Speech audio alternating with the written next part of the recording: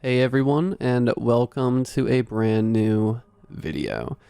Before we jump into these stories, I'm going to take just a couple minutes to talk with you guys because I came to one of the strangest realizations today. Okay, so let me tell you guys how my day has been going. So, I recently uploaded a cryptid compilation video that was 10 hours long, and I asked you guys what topic I should do next. Like a compilation of stories I've already narrated, what topic? And the majority of you said deep web stories. The first thing that came to my mind is, hell yeah, we've done a ton of deep web stories. This will be easy. Alright, this is where things take a bit of a turn, okay? I couldn't believe this. Are you ready? We have only narrated 8 deep web stories in the history of this channel.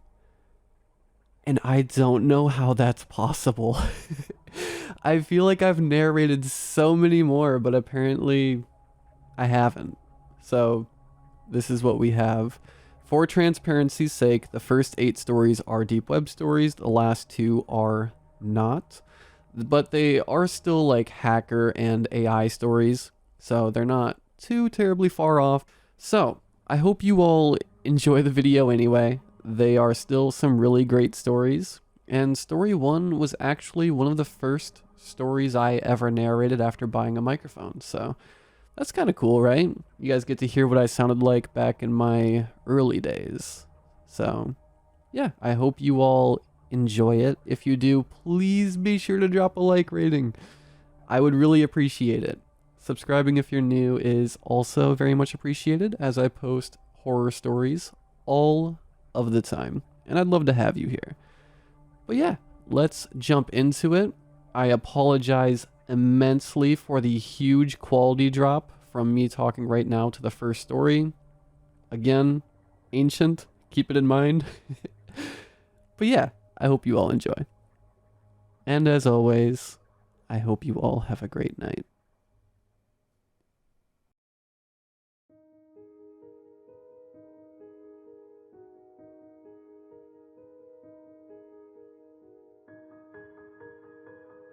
One of the hottest trends on YouTube right now is ordering these random mystery boxes from complete strangers on the deep web and opening them on camera. I don't know why I didn't realize a clear majority of these videos are fake and staged for their scare factor. But I didn't. I thought it was a great idea and hopped on the bandwagon to claim my YouTube stardom that I desperately longed for. For those who don't know a whole lot about the deep web, it's simply a part of the internet that isn't accessible from your basic Chrome, Firefox, or Explorer search engines.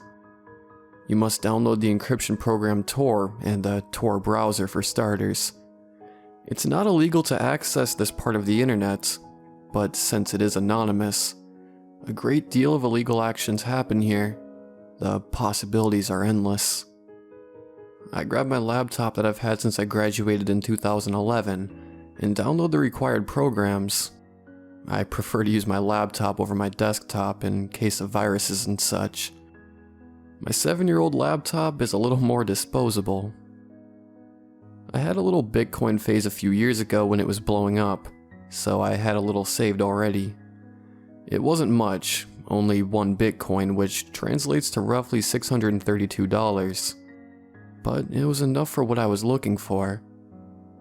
After the downloads were finished, I opened the browser and started my journey at the Hidden Wiki website. They provide a lot of useful links to get you started on the deep web. I scrolled through the warnings and gist of what it was, and found the links I was looking for. Almost forgot, I muttered to myself, as I grabbed the duct tape from my desk drawer. I cut a tiny square piece off the end and placed it over my webcam. Call me paranoid, but I'd rather be safe than sorry. I clicked on the first link and waited for what seemed like forever for the page to load. It was another very plain page with a list of popular websites that you could scroll through on the side. I continued my search through the web links until I found a page dedicated to mystery boxes. I wanted to find one around $500, so people knew I meant business on my channel. These were relatively small, staying around the 0.0125 to 0.05 Bitcoin range.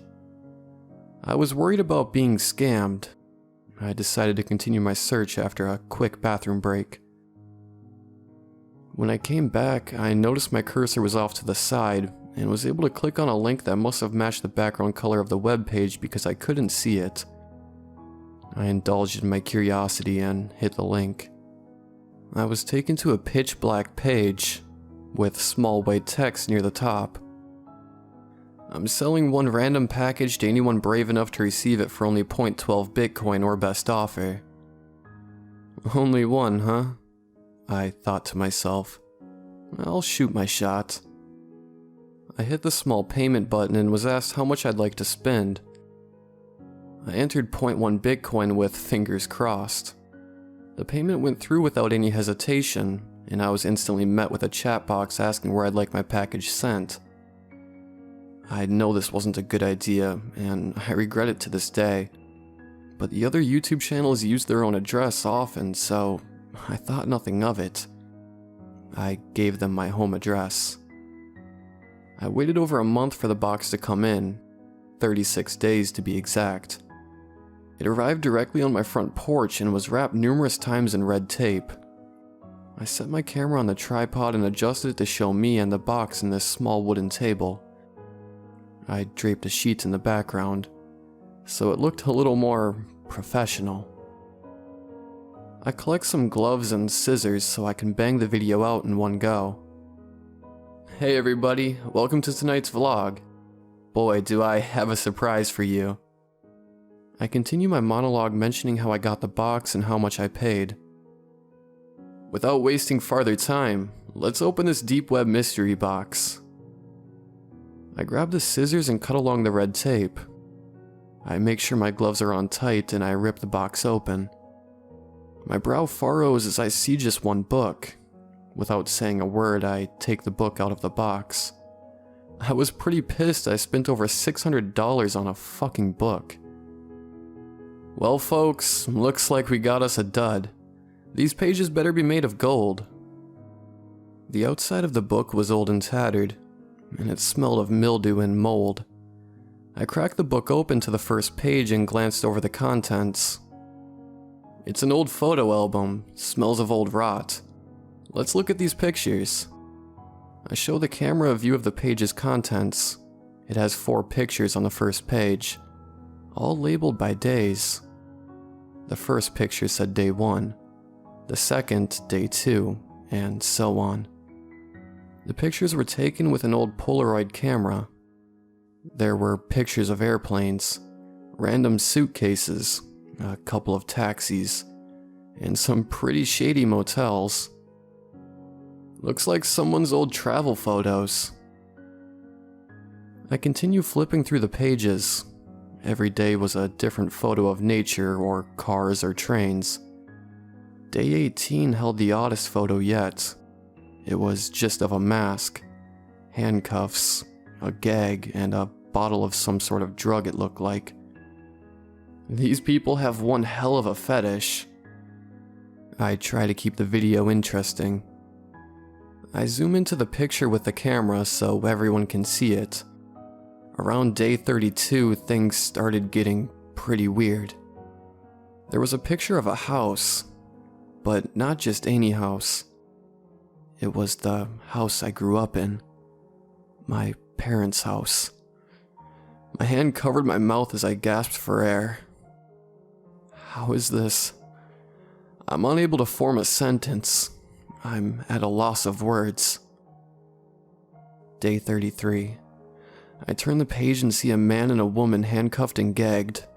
I immediately expel the contents of my stomach as I see my own mom's scared and crying face and my dad, face first in a pile of what looked like black tar.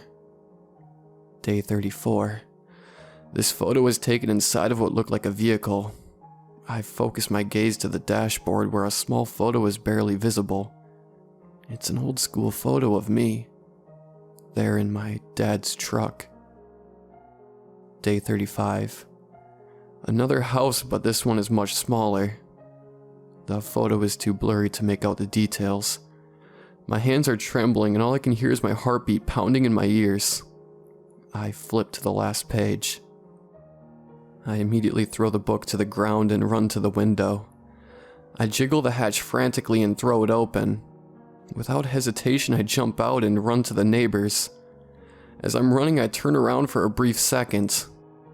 What I saw haunts me to this day. A tall, hooded figure stood in my room, looking at me through the window. He stood motionless, before lifting his hand and waving. I screamed for my neighbor who hurried me inside and called the cops. I sat and just cried. I cried out of fear for my life. I cried for my parents. I cried because it was all my fault. My lack of common sense got my parents killed, and I will have to live with that forever. If you access the deep web, do not release any personal information. Even if people on YouTube do it, most of it's not real. And always check your boxes. It would have saved me a lot of trouble if I would have noticed the box I received had no tracking sticker on it. It was hand-delivered.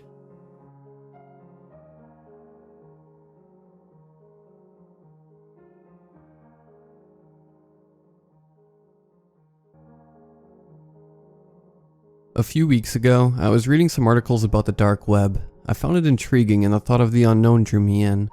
The fact there is so much hidden content in the dark web made me want to attempt to go on it, so I did. I found a guide on how to access the part of the internet, and I followed every step, although there were only a few. Download Tor, check. Download a VPN, check. Find .onion links, check. I thought, was that really all there was to it? Just that easy? I gained access to the deeper parts of the web through the browser Tor. It was boring at first because there wasn't too much to look at, just a blank page. I knew it wasn't like the regular web. I had to find specific links to type in. I found a wiki page full of .onion links before I got started. So, I looked through to find something interesting. I wasn't on the dark web to buy anything or do anything illegal. I just wanted to look. My curiosity got the better of me. The links didn't have descriptions on what they were about, so I had to take my chances with whichever one I'd type in. I copy and pasted a link that seemed a bit creepy, mainly because I was alone and wanted to scare myself, while I waited for my girlfriend to get home. I hit enter and the page loaded. It was a pitch black page with small white text written on the left bottom corner. It was so tiny I couldn't even read it. The text then started to slowly get bigger, finally enough to where I could read it. Be careful what you click on, it wrote. Okay, weird, I thought. I clicked out of the link and moved on down the list of links. I copy and pasted another. The page loaded up. It was a black and red page with a text box saying, enter name. It looked like it was a computer game. Alexa, I typed into the box. Another text box showed up, this time saying, last name too. Okay, I know what you all think. You must be stupid to give your full name over the dark web. Yes, I know. And yes, I was. That is where it all went wrong. More, I typed into the computer. Inside, I felt a bit nervous. I was wondering why I even gave it my real name. Like, who does that? I could have entered a fake name. It looked like it was a harmless game. What could happen? Some animation started after I hit enter. It was a man chasing a woman around in a house with a knife. A body of text that said, your objective is to not get killed, Alexa. It can happen in a matter of seconds. You cannot hide from us. We will always be watching. I hated that those words sounded like they were directed at me. It was a little nerve-wracking, especially because after those words, I saw my name being typed in over the woman running from the knife, let alone my name being on the screen. I wasn't even able to control anything in the game. It was just another video I was watching, and it seemed to replay every time the woman was killed. As the video played, the woman started to look more like me. It was crazy. I was sitting there watching an animated version of myself being murdered over and over again. The last replay of the video had the woman with her legs cut off and bleeding out on the floor, and the killer left. Strange enough, More words began to appear on the screen. "We're almost to you, Alexa. We can't wait to meet you." My heart began to race. What the hell was that about? I thought, it's nothing. I'm perfectly fine. I tried to close out of the page and it kept giving me an error message. I tried 3 more times. All said the same thing. Error, cannot exit. I reset my computer, hoping that it would take care of everything. I didn't pick my computer back up to check. I still felt too creeped out. I guess that's what I wanted, right? My girlfriend was supposed to get home soon, so I went downstairs to the kitchen to get dinner started. I poured myself a glass of wine to calm myself after watching myself die repeatedly. I'm never going to go back on the dark web again. That freaked me out way too much, and besides, I'm not sure if I was even using it correctly. The VPN I downloaded seemed a bit sketchy. I didn't have to pay for it, and it kept cutting in and out, leaving minutes at a time unsecured. I hear the door open, thinking it was my girlfriend. I got excited. It's been a long day and I wanted to share what had happened with her. I heard footsteps. I called out, "Honey, I'm in the kitchen." I didn't hear her voice. Normally she announces when she's home. I started to get a bit worried and walked towards the front door. It was wide open with no one there. I felt a pit of anxiety in my stomach. I ran back to the kitchen in an attempt to grab a weapon to protect myself with. I was looking for the butcher knife in the knife block. With little to no avail. That was the only knife missing. I heard footsteps again. So I grabbed one of the knives and booked it upstairs. I went into my bedroom, turned the lights off, and locked the door. "We're always watching you, Alexa Moore." What a naive thing to do. Entering your full name on the dark web, unprotected. We found you in a matter of seconds. You know how quickly and how easily it was to find your location? Remember the game you played? That's going to quickly become your reality. I heard in a deep voice. My heart dropped. I was afraid of what was going to happen next. The next thing I knew, I was knocked cold on the floor. I woke up maybe 45 minutes later due to excruciating pain. Blood everywhere, pain, and more pain. My vision was blurry from tears. I looked down and I saw my legs torn from my body. All I could think about besides my pain was my girlfriend. Where was she? Is she alive? I couldn't see or hear anyone. I was hoping whoever did this was gone. They must have taken my limbs because I didn't see them on the floor. I started to hear the sound of faint sirens, getting louder as they came closer. A few minutes later, a rush of paramedics and police came into my room. I was lifted onto a gurney and carried downstairs. That is where I saw my girlfriend on the floor, bleeding out. Before I was taken outside into the ambulance, I saw them close her eyes. I knew what that meant. My heart broke even more inside. Once I was inside the ambulance, everything went black.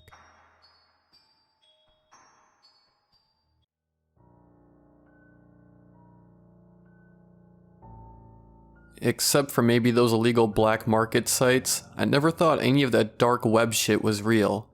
It's like, oh yeah, that cursed image will totally cause my death if I look at it. Or this video of an unidentified monster attacking people in the forest is definitely real. I'm so sure that stumbling on the wrong page and clicking the wrong link will cause an assassin to show up and take me out. It was funny to me that anyone would actually buy into any of that. My friend Jeff was obsessed with the dark web though. He wasn't trying to score illegal drugs or anything like that, but was convinced some of that spooky crap was real. He was always quoting some third or fourth hand account of his cousin's friend's sister's boyfriend being murdered by a ghost girl after reading her suicide note on the dark web. I couldn't help but laugh at how gullible he was to believe those stupid stories. But he was determined to find something he could prove was authentic. Now, after all the shit I gave him for believing, I am going to be the one sitting here telling you some far-fetched story and claiming it is true. Jeff went missing a week ago, and I need any help I can find to figure out how to get him back. Let me tell you the story, and maybe someone will know how to help.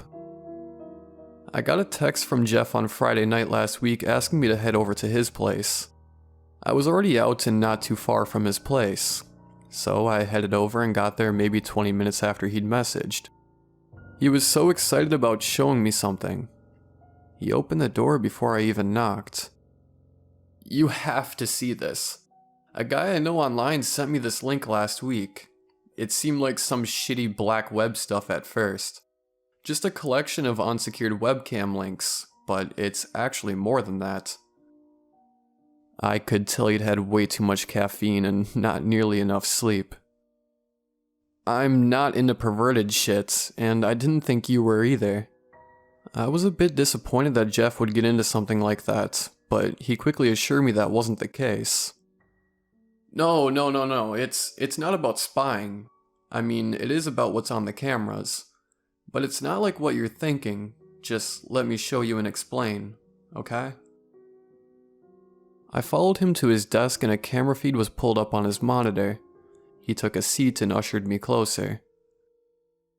Okay, take a look and tell me what you see. Well, it looks like there's an intersection, and this camera is pointed at a building on the opposite corner. I took a step toward his desk and looked more closely. Looks like a bank.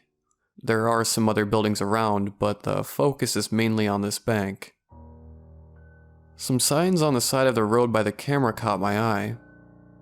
The street sign says, wait. Hold on. That can't be right.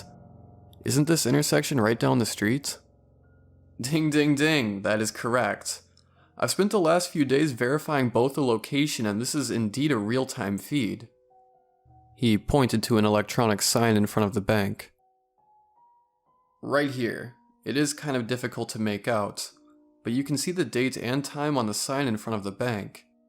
I've been using this to verify there is no looping. The time has been accurate since at least 3 days ago. That's when I found this feed. Okay, but it's obviously fake. I walked by that intersection on the way here. I kept studying the screen. The bank had thrown me off at first. But slowly the familiar details had begun to stand out. There's no bank on that corner, just a bodega. Why even bother making something like that? A smile was spreading across Jeff's face as I spoke.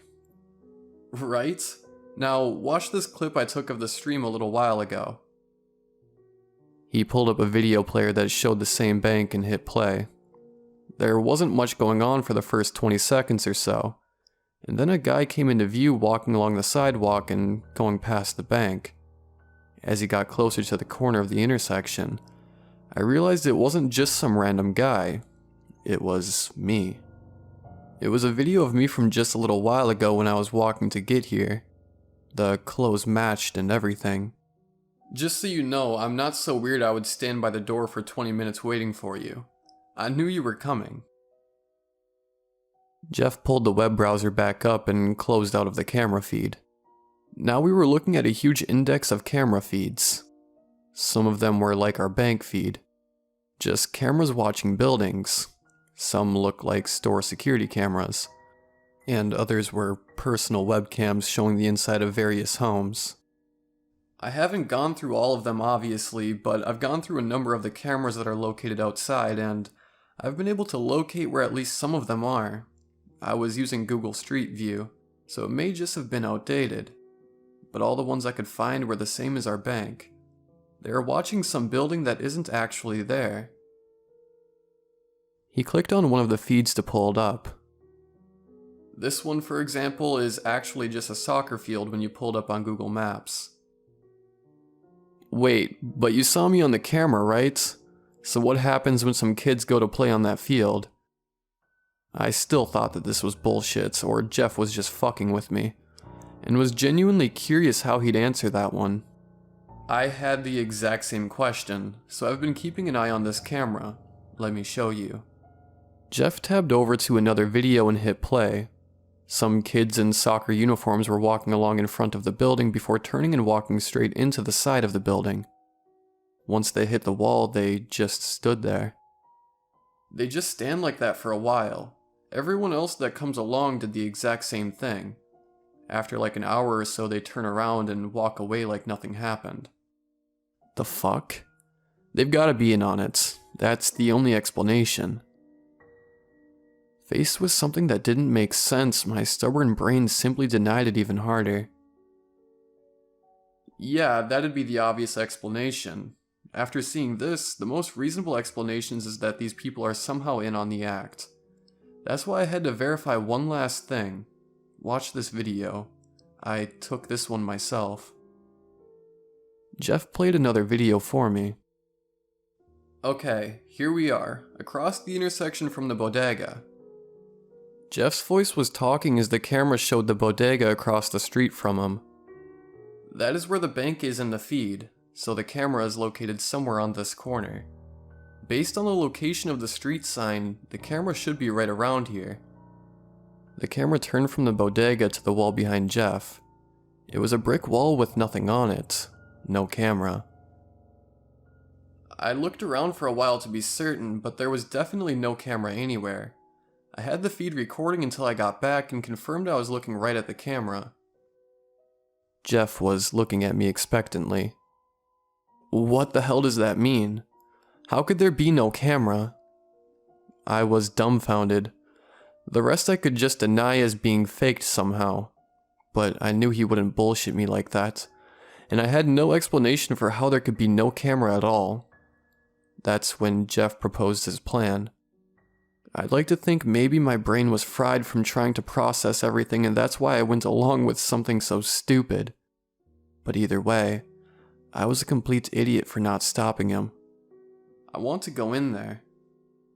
After everything he'd observed through the feeds in the preceding week, Jeff had begun to theorize that we can interact with the things on the cameras.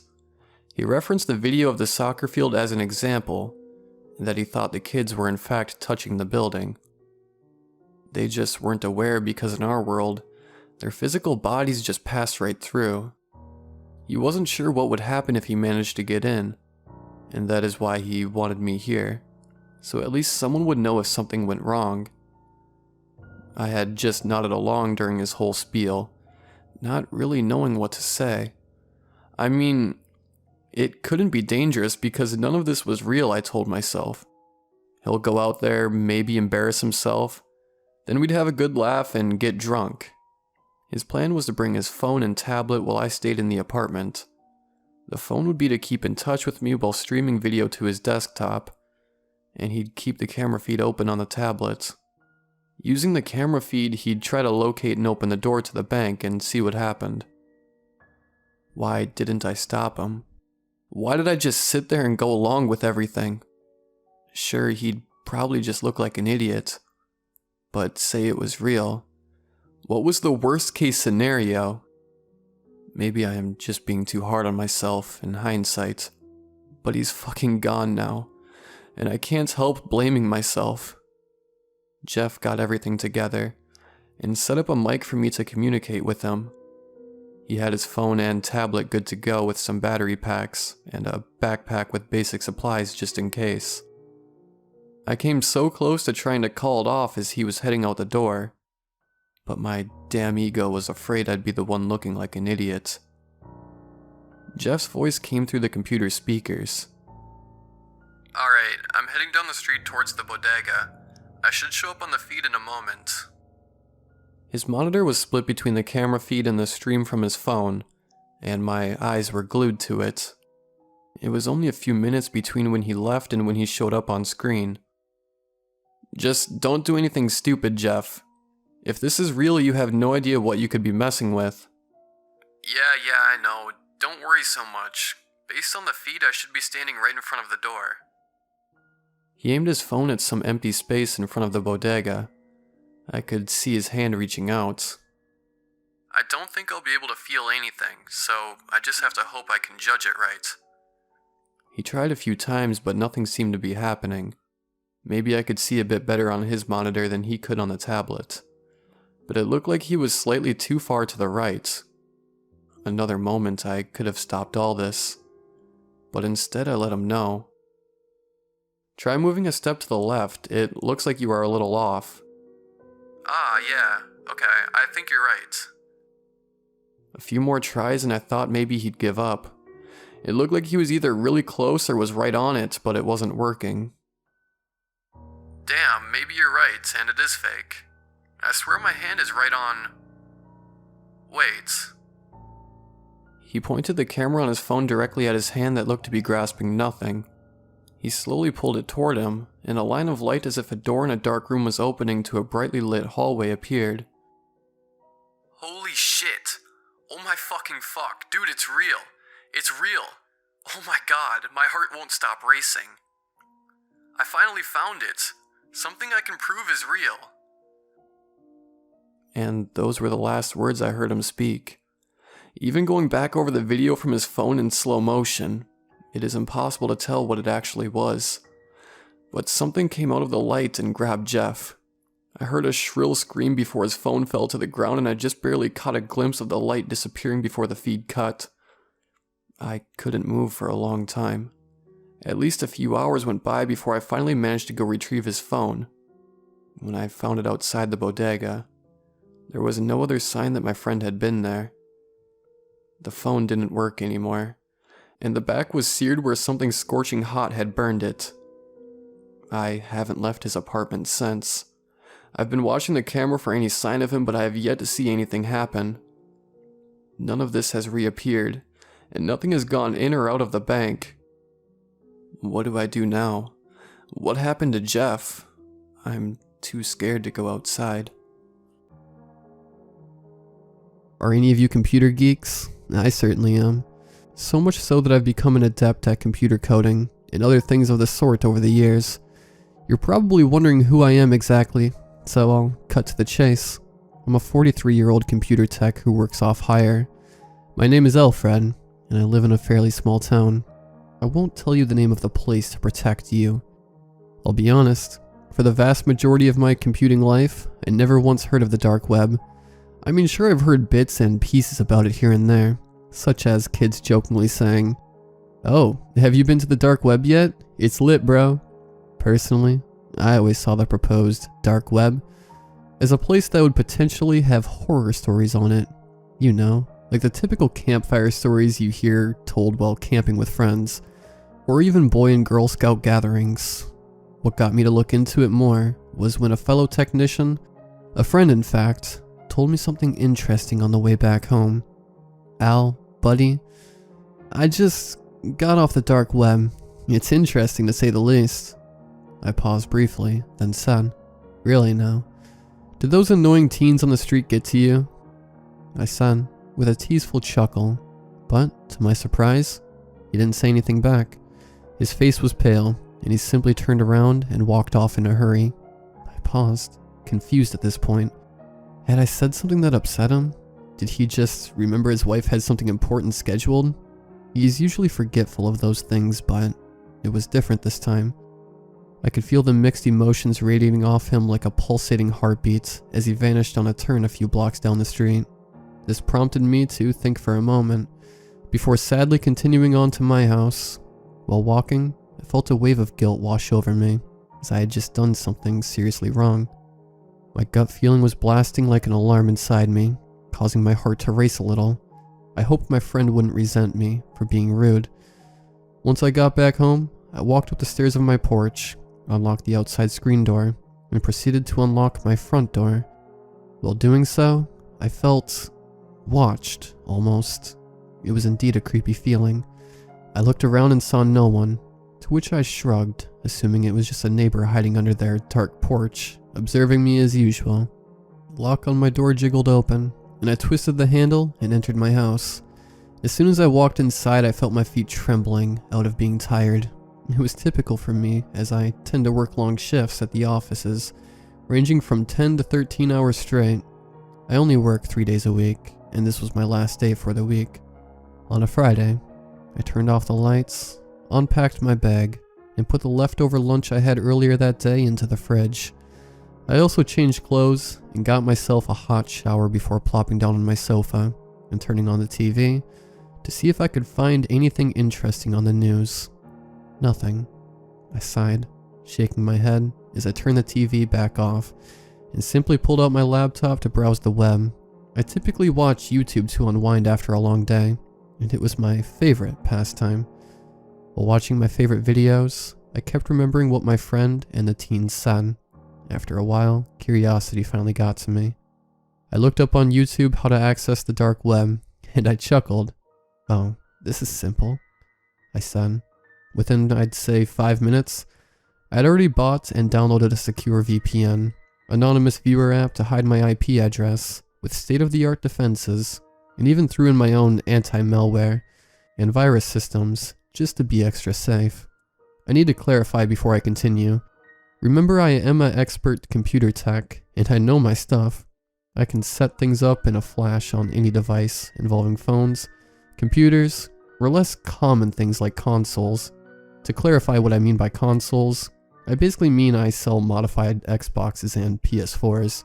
This may sound illegal, but I'm very well known in my workforce, and half the money I make modifying Xboxes and PS4s, with more powerful drives and better memory, goes to Microsoft and Sony respectively, as I have a part-time license with them that gives me the rights to modify consoles and resell them.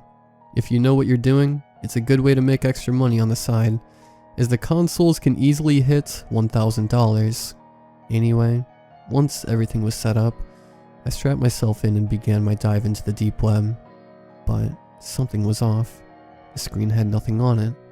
It was completely pitch black, no search bar, no addresses, no site domains. I was confused as this wasn't what I typically heard of. Did I bypass the system into the hard drive of the deep web itself? No, I couldn't have.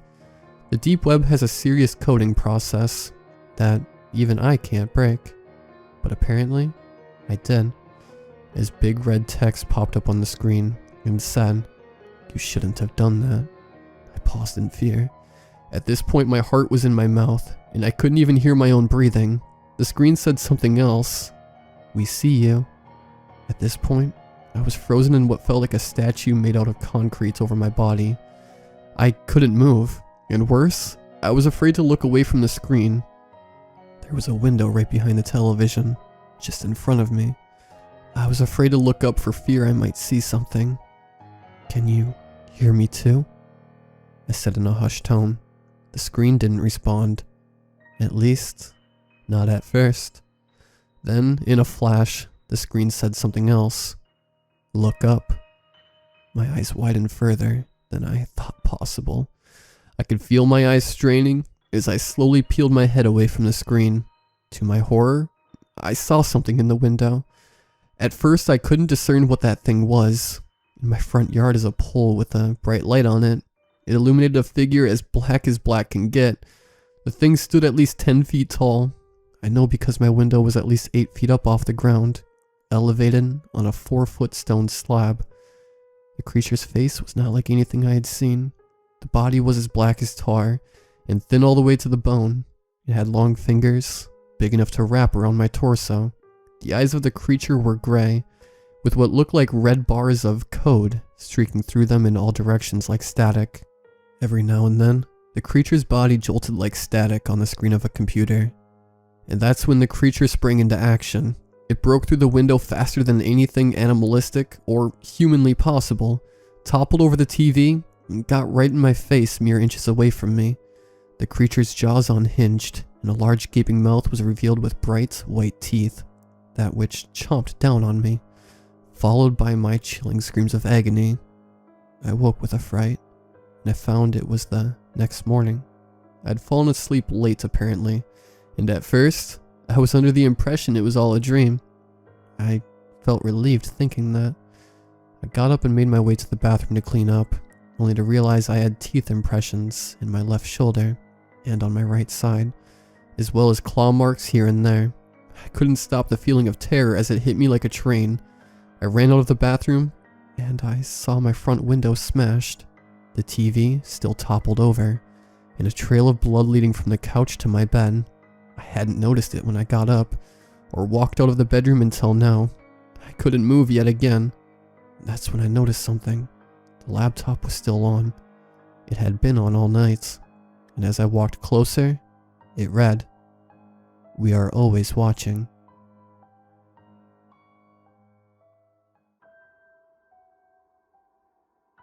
They say that 99% of the internet is not accessible to traditional browsers. The world that lives beneath that which we see when we visit the dark web contains things which defy normal understanding. It has become a breeding ground to all of man's most perverse and dark fantasies. It's a place where chaos reigns supreme. My mother is not an extremely savvy internet user. In fact, most of the time she has little to no idea what she is doing on there. If she is in someone else's YouTube account or Gmail, she often does what she is trying to do without paying attention to whose credentials she is using. Can you blame her though? Her generation didn't grow up with computers. They are severely disadvantaged when it comes to that kind of stuff. I, on the other hand, somewhat pride myself on being knowledgeable about computers and the internet. I don't know how I would live my life without the opportunities it affords me. One could easily assume then that I would be someone who would take an interest in the dark web, and believe me, it's not for the faint of heart. Now the thing is that I am very careful with what I do. I use a great VPN service, and I know what I can and can't click on in order to not expose my IP address to anyone. After years of doing this though, I did however become a bit too careless, and it just so happens that the time I did was on my mom's computer. I was hanging out with my family during the holidays, and I got into an argument with my little brother, Tommy, about a certain listing that I had seen on a darknet market search. He's always been a bit of a sheltered kid, considering he has a cleft lip, and my parents baby him like a toddler, so I figured it was my responsibility to show him some of the real world every once in a while. I had told him about the listing for a clown that you could hire for birthday parties. That was, for some reason, being advertised on the dark web, and he of course didn't believe me. So, I showed him the listing, and we read about how the clown would provide your party with an exceptional experience, one that you would, likely, never forget. Considering my knowledge of the dark web, I was pretty sure it was not an experience you would want to remember. After I showed him, I got distracted and went about my business doing other things. Somehow though, I left my browser window open on my mom's computer. This was hands down the most careless slip-up of my life, one that I will likely never live down. After I was done on there, she used a laptop and, thinking that the clown was something my little brother wanted to do for his birthday, she went ahead and paid for him to come visit the house. After I found out what she had done, we tried to cancel it, but I guess it didn't work because that weekend a clown car pulled up out front of our house for Tommy's birthday. Out of the car stepped an old man in traditional clown makeup with these pale bluish, white eyes, like those of a blind person. Yet, he seemed to be able to walk up the driveway totally fine. My mom was very freaked out and had my dad go meet him in the driveway. When my dad approached him, he tried to shake his hand, but instead the clown just immediately pulled out 3 juggling balls and started tossing them up effortlessly. My dad stared at him for a moment in awe, then began to guide him around the side yard into the back, where the rest of the party guests were. I was definitely a bit worried, so I went to the backyard, and the clown was already setting up for a magic show. The guy looked freaky as hell, but everyone in the crowd seemed okay with it, so I suppose I was being too judgmental, and should just let him do his show. Plus, he had a name tag on that said, Noisy, and considering he hadn't said a word the whole time, I thought it was pretty funny. For the first trick, Noisy took a quarter out and he pretended like it disappeared in his hand. Then he reached around the back of his head and pulled the quarter out from behind his ear. It was a pretty basic trick, but then he kept going with it. He pulled out quarter after quarter from behind his ear, until there was a pile of change at least a few inches high on the ground beside him. Everyone in the yard seemed impressed with what they saw. It really was an incredible trick. Then he picked up the pile of change off of the ground and put it in his shirt. Then he held the shirt up with his 2 fingers and launched the coins up into the air, only nothing flew out. The change had totally disappeared. In its place, a bunny rabbit popped out. The crowd really got into this. A few of them even got up and started putting money into his tip jar. Then Noisy extended his hand out and pointed at Tommy. Tommy smiled, excited to have been acknowledged, and stepped up. Noisy then pulled out one of those huge bubble-making wands and had Tommy stand in this round tray of soap on the ground. Noisy then lowered the wand over Tommy and lifted it back up quickly, covering him in a gigantic bubble. This was not an ordinary bubble though. It would not pop no matter what. Tommy would hit the side of it, and it wouldn't break. Everyone in the audience stared at this speechless. Clearly they were watching something that wasn't possible occurring before their eyes. After a few seconds of being trapped inside, Tommy started to freak out and thrash against the side of the bubble. He began screaming and crying panically. "Hey, let him out," my dad yelled as he started approaching the clown. Noisy then looked over at him and put his finger to his lips, shushing him. He then lifted the wand up over my brother's head and quickly brought it down over him. The bubble instantly disappeared, and so did Tommy. Frantic, my dad charged toward Noisy, but just before he could get to him, the clown brought the bubble wand down over himself and vanished as well. My dad screamed frantically, looking around for the two of them. Realizing the gravity of the situation, the crowd began to stand up and try to help my dad look for them. Then we heard a car start up in the driveway. Several of us sprinted to the front yard and saw the clown car pulling out and taking off down the street.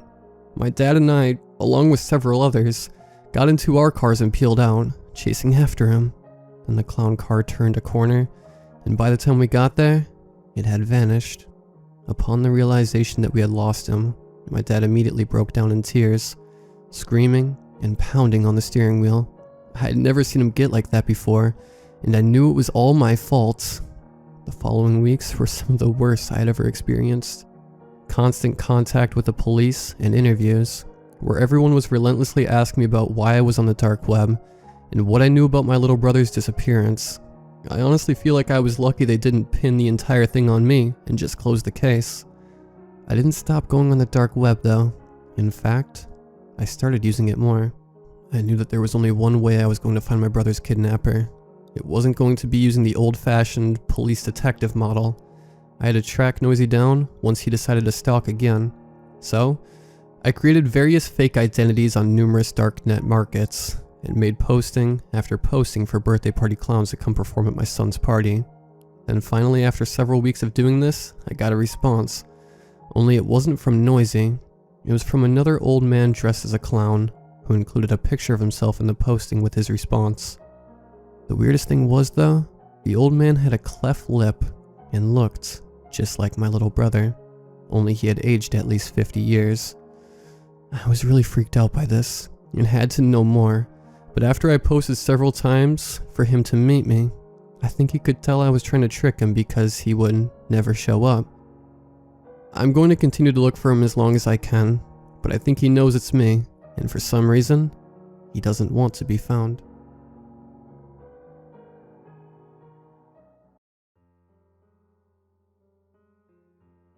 I used to work on the dark web. I won't get into how I came into this line of work. My job simply consisted of tracking down people I was paid to find, kidnapping them, and bringing them to a specific location. I never concerned myself with what would happen to those people afterwards, but from what I understood, they'd usually be put into the slave trade or held for ransom. After years of doing this kind of work, I eventually became desensitized to it. To me, it was just another day at the office. The only difference was that this paid much better. I should also point out that I didn't work alone. I had a partner that helped me. For the sake of this story, I'll call him Sam. Sam and I met through the dark web forums about 3 months after I started my work. He was much more experienced in kidnapping people from the dark web than I was, having done it for several years. But, as he was getting older, he realized the job was too difficult to do on his own anymore. After talking for a while, we eventually agreed to work together. I would help him perform the tasks that were more difficult for him due to his old age, and he would guide me along, as well as bring me along on more difficult, higher paying jobs, to reduce the risk of me screwing them up. After meeting, we quickly realized we were a good match. It only took a few weeks to get into a groove. We'd be contacted by our employers via the forums, given a target, as well as any other important information that would be crucial for the task. Sam and I would then drive his van to the location to scope it out. We'd spend whatever time we had getting any information our employer left out, such as schedules and patterns. Then, we would decide on a date, time, and location, then secure our target and bring them to a specified drop point given to us by our employer. We'd be paid, then move on to the next job. We did our job like clockwork. As horrible as the job was, we were really good at it. We eventually got to the point where we could secure a target within a matter of days. We soon were able to live comfortably. Of course, we weren't stupid enough to grow complacent. After all, the dark web is a dangerous place for anyone who isn't careful. We were living smoothly, not really caring about the people we were hurting to do so. All we cared about was our fat wallets and nice homes. But then one day, everything came crashing down around us. Sam and I had been sent a job by an unnamed employer. They'd instructed us to secure a 19-year-old male who lived in a wealthy neighborhood. This wasn't very abnormal for us. Plenty of previous employers sent us to secure wealthy targets, usually to ransom off. What was abnormal were the set of instructions they had given us. They told us that the target had no security system in his home, but we were not to take this for granted. We were to practice extreme caution and vigilance when securing the target, and we were to consider him extremely dangerous. Finally, the strangest instruction they gave us was that we were to administer carfentanil, or a similar drug, via tranquilizer darts before securing. It wasn't the fact that our employer wanted us to tranquilize our target that was strange. We had done it to plenty of previous targets before. What was strange was that they specifically requested we use carfentanil. That was the type of tranquilizer they used on elephants. Even a single dart of this stuff would be enough to kill a human. Let me make it clear that we were not hitmen. Sam and I have never killed anyone in our lives, before or after taking on this line of work. We knew there was no way we could use this stuff to take our target alive. We just assumed our employer didn't really know much about tranquilizers, and just wanted to sound smart by including a specific kind. I really wish we had just listened to their instructions. We started studying our target the day after we received our instructions. The boy was a recluse, to say the least. From what we could tell, he lived in his parents' house, and they were almost never home. He spent pretty much every day indoors, doing whatever he wanted to pass the time. Reading, playing video games, watching TV, typical teenager stuff. For the life of us, Sam and I couldn't find a single reason to consider this kid intimidating, let alone dangerous. He seemed to live an extremely sheltered life, and had more than likely never been in a fight before. But we had a job to do, and we had to follow the rules we were given the best we could. On the night we went to extract, we parked our van just outside the kid's home. Nobody else in the neighborhood was awake, so it would be relatively simple to pull him out once we got him. Sam sat up front, while I laid in the back of the van, aiming the tranquilizer rifle through the back doors. The way the van was parked gave me a perfect vantage point to the kid's house. Also, in case you're wondering, I wasn't using carfentanil, opting to use a weaker drug that wouldn't kill a human being. I wasn't concerned about our employer being upset. Their instructions weren't followed exactly, unless they were planning on testing the kid's blood when they got him. There wasn't any way they would know. After 30 minutes of waiting, the kid appeared in the kitchen window. We weren't too far away, so the amount of detail I could see through was very high. He had a mop of wavy blonde hair, a splash of freckles on his nose and cheeks, and piercing emerald green eyes. He was pouring himself a glass of water when I tagged him.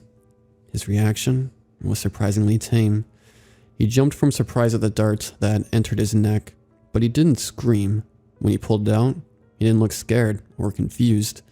If anything, he only looked annoyed, as if he had just swatted a mosquito that had landed on him. Then he turned his head and looked right at me. I had been doing this job for about 4 years at this point, and I had seen some freaky shit. Sure, most of it was when I was browsing the dark web, but nevertheless, there was almost nothing that scared me. The look this kid gave me freaked me out. It's hard to describe exactly what his expression was as his eyes burned into me, but the best way I could describe it was an expression that said, "I dare you to come for me. You won't like what'll happen if you do." After that, the kid turned off the kitchen light and walked out of view. The van shook as Sam opened the door and hopped out, walking around to me. He had a body bag in one hand and a flashlight in the other. "Alright, partner, you ready to do this?" he said calmly. I don't know if he saw the kid's expression or not, but if he did, he wasn't showing it. Yeah, let's go," I said, packing away the rifle and grabbing my own flashlight. Christ, this is a nice house. Sam said absent-mindedly, "This is one lucky kid. I know it's not what we normally do, but maybe we could rob the place while we're here. Yeah?" I didn't respond as we walked towards the house. I picked the lock to the back door, and we stepped in quietly. All the lights were off, and the place was dead silent. First, We went to the kitchen. We both knew the kid probably wouldn't be there. Tranquilizers take a while to kick in, and if he had walked away after getting tagged, he'd probably be somewhere else in the house. We were right. The kitchen was empty, without any dishes or food on the counters, save for the half-full glass of water. We continued searching the house, but it became quickly apparent that something was wrong. No matter how hard we looked, we couldn't find the kid anywhere. He should have fallen unconscious by now, the tranquilizer having long since taken effect. But he was nowhere to be seen. "Are you sure you hit the damn kid?" Sam hissed at me after several minutes of fruitless searching. "I swear if you screw up this job because of crappy aim, I'm gonna kill you." "I know I hit him," I snapped. "I even saw him pull the dart out." "Well, and where the hell is he?" Sam asked. He couldn't have gotten far, not with that tranquilizer in him. Our argument was cut short by a noise coming from the other side of the house. It sounded like multiple thuds in quick succession, like someone was loudly stomping around. The noise continued for a minute, moving around the house, before finally stopping. Sam and I quickly split up to investigate. We weren't sure about where the noise was coming from, and we didn't want to risk our target getting away. I walked back through the kitchen to the living room. I was about to move on to the next room when something caught my eye. On the floor was a pile of fabric. When I looked closer, I found that it was a pile of clothes. I recognized it as the clothes the kid was wearing. By the looks of it, he had stripped completely naked and left his clothes here. I had no idea why he did this. Stripping naked didn't really give you a tactical advantage when trying to escape a kidnapping. At least, not one that I could think of. Taking off your shoes could make your footsteps quieter, but taking off all your clothes wasn't really necessary. I was trying to think of a good reason for the kid stripping when my thoughts were interrupted by a blood-curdling scream coming from the other end of the house.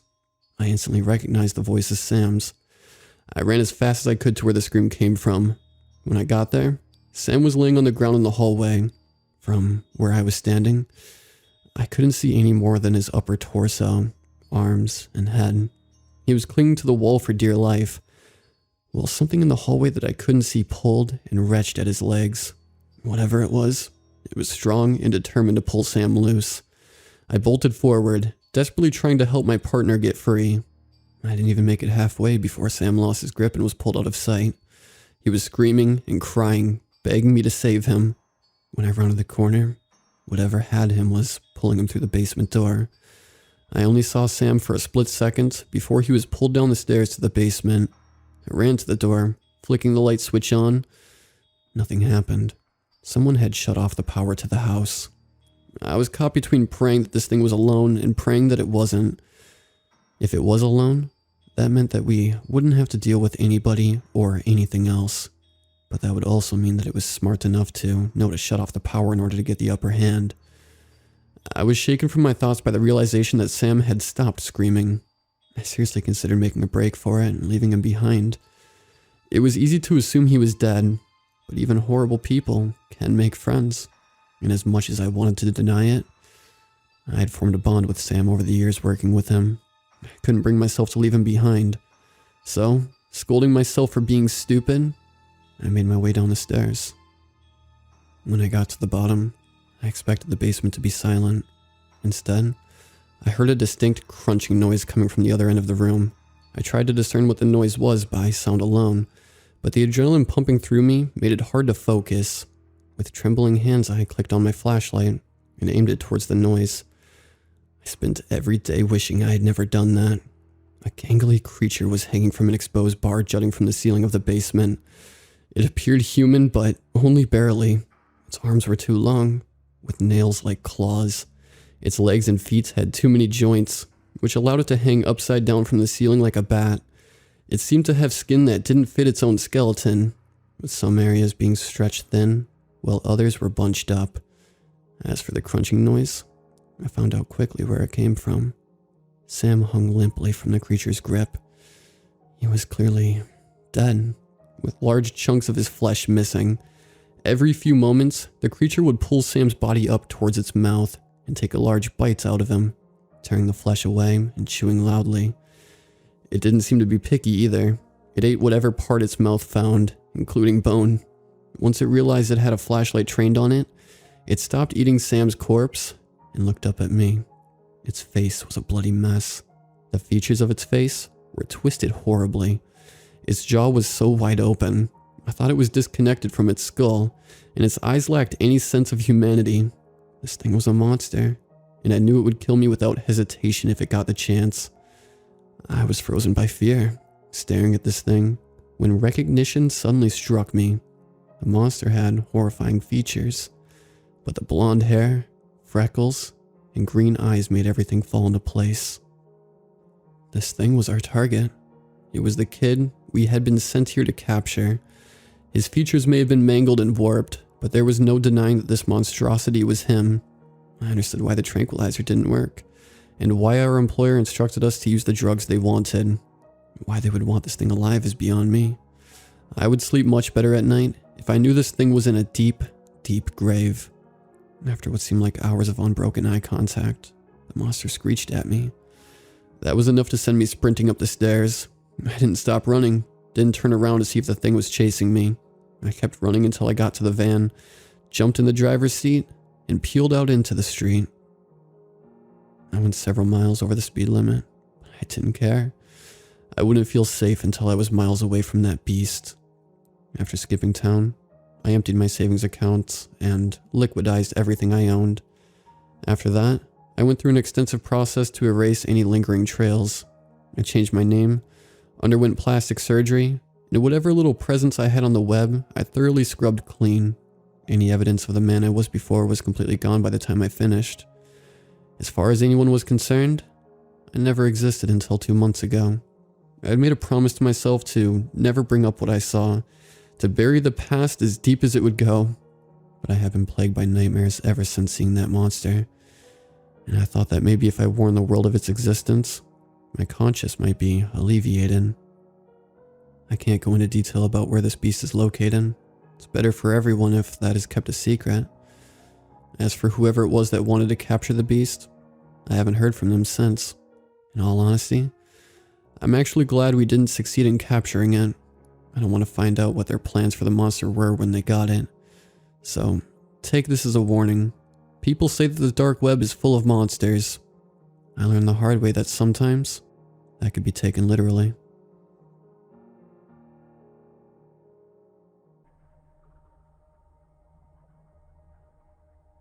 I am what you'd call a crypto addict.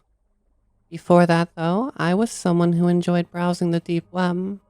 I wasn't really looking for anything in particular, just curious as to whether or not the stories I had heard were true. I never really found anything that creepy though, but it was my first encounter with Bitcoin. A few sites used it, and it was the first time I'd ever heard of the cryptocurrency. As such, though, I had thought that it was a scam or something shady at that point.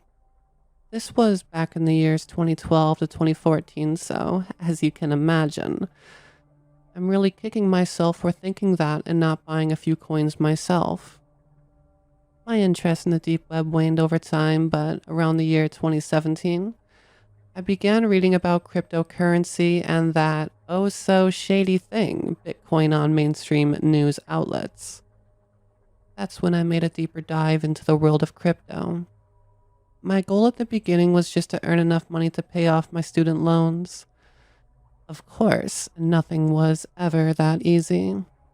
I had made nearly every single mistake you could make while buying crypto. Once, I lost my seed phrase. I've sent crypto to the wrong wallet by mistake. I've FOMO'd and sold at a loss countless times. Twice, I've been fooled by pump and dump schemes. Despite all of this, my net monetary change from buying into crypto has still been overall positive. That's mainly because I wisened up over the years and made back the money I lost and then some. Of course, every time I hear about a random coin going up 20 times in price, I do wish I would have seized the opportunity, but I know most of those coins probably don't have much value or long-term prospects. I invest in safe projects, but of course, like almost anyone else, I've been on the lookout for the next big thing. You know, the next big project that's going to the moon, so to speak. I got an email from an old acquaintance of mine. Let's call him Frank. Frank and I went back to the days when I scoured the deep web, and the two of us would often exchange information regarding anything interesting that we'd found. I hadn't gotten a message from him in 2 years, though, so I was kind of surprised. Hey, I know it's been a while, but I saw this weird thing and I think you'd want to check it out. I see from your profile that you've been in the crypto space for a while, right? What do you think about this? It's a site claiming to have made a new kind of coin. There was a link to a website. At first, I was really confused. This website was on the deep web, but according to this mail, was regarding a new crypto coin. That made no sense. When you made a new coin, one of the first things you wanted to do was get as many people in on the project as possible. Making all information about your new coin exclusive to the deep web was a guarantee that it would probably never take off. Then again, maybe they were making some sort of super secure coin which the government couldn't trace. So they kept it on the down low. Regardless, I decided to check out the link. The website was honestly nothing to write home about. It was decently organized, but was rather plain. It looked like a web page from 2007. This was definitely the wrong thing to do if you wanted people to be interested in what you were doing, or convincing them that you had a great new idea for something. There wasn't even too much information on the site about the coin itself, with most of it linking to a video they had made. There was a forum, but accessible only to members. Guessing there was nowhere else to go, I went ahead and clicked on the video. It showed a dark room with a desk right in the middle. Someone walked in wearing a white mask and a dark hoodie. As he spoke, his voice was distorted, so he was clearly using a filter of some sort. Greetings. Thank you for your interest in our new project, one by which we hope to revolutionize the very concept of cryptocurrency and blockchain technology. I have long since been a member of the crypto space, but I consider myself to be an environmentalist first. You must have already heard about the environmental impact that mining cryptocurrency has. Many people have spoken about that. As such, we wanted to look for a way to solve this problem. A solution quickly came to me, but it was a bit of an unorthodox one. You see, I am a man of many interests, and the occult was one of them. One thing I had always been told was that spirits, demons, what have you, they always know everything going on in the world. They don't follow the normal laws of physics either. It was at this point I began frowning. What on earth was this? Was this guy really talking about ghosts and spirits in a crypto video? I thought that it might be possible to use this to our advantage. You see, a spirit can theoretically solve a problem in an instant. Time works different for them, and the best part is the environmental impact is nil. I was just about ready to turn this off at this point. What kept me going was a mild curiosity regarding where this guy was going. This had to be some sort of scam, right? But what was the scam? Was he going to ask for a donation first, or was he just trying to install malware on my computer? I mean, he must have made this video for a reason, right? I just wanted to know what the scam was so I could tell Frank what it was. I searched around in many books on the occult until I came upon them. They do have a name, but not one that you can speak freely in this tongue. Suffice it to say that certain supernatural creatures are willing to help us and mine our coin for us. Now, of course, You must be thinking that such a thing isn't worth your soul. Rest assured, though, that these creatures don't want our souls. Simply our bodies. I told them that, in that case, they should buy us all a round of drinks first. He chuckled at his own joke. Anyway, the idea is simple. You, as a human, can rent out your body for a small portion of the day. In exchange, these creatures will mine coins for you. That's right. I managed to connect the spirit realm with the internet so that they can mine cryptocurrency for us. Right now, we are starting out with mining Bitcoin by this method to test it out, but we'll release our own project very soon. I can say, though, that I am quite excited by the potential of our upcoming coin, as it will be mined only by these entities.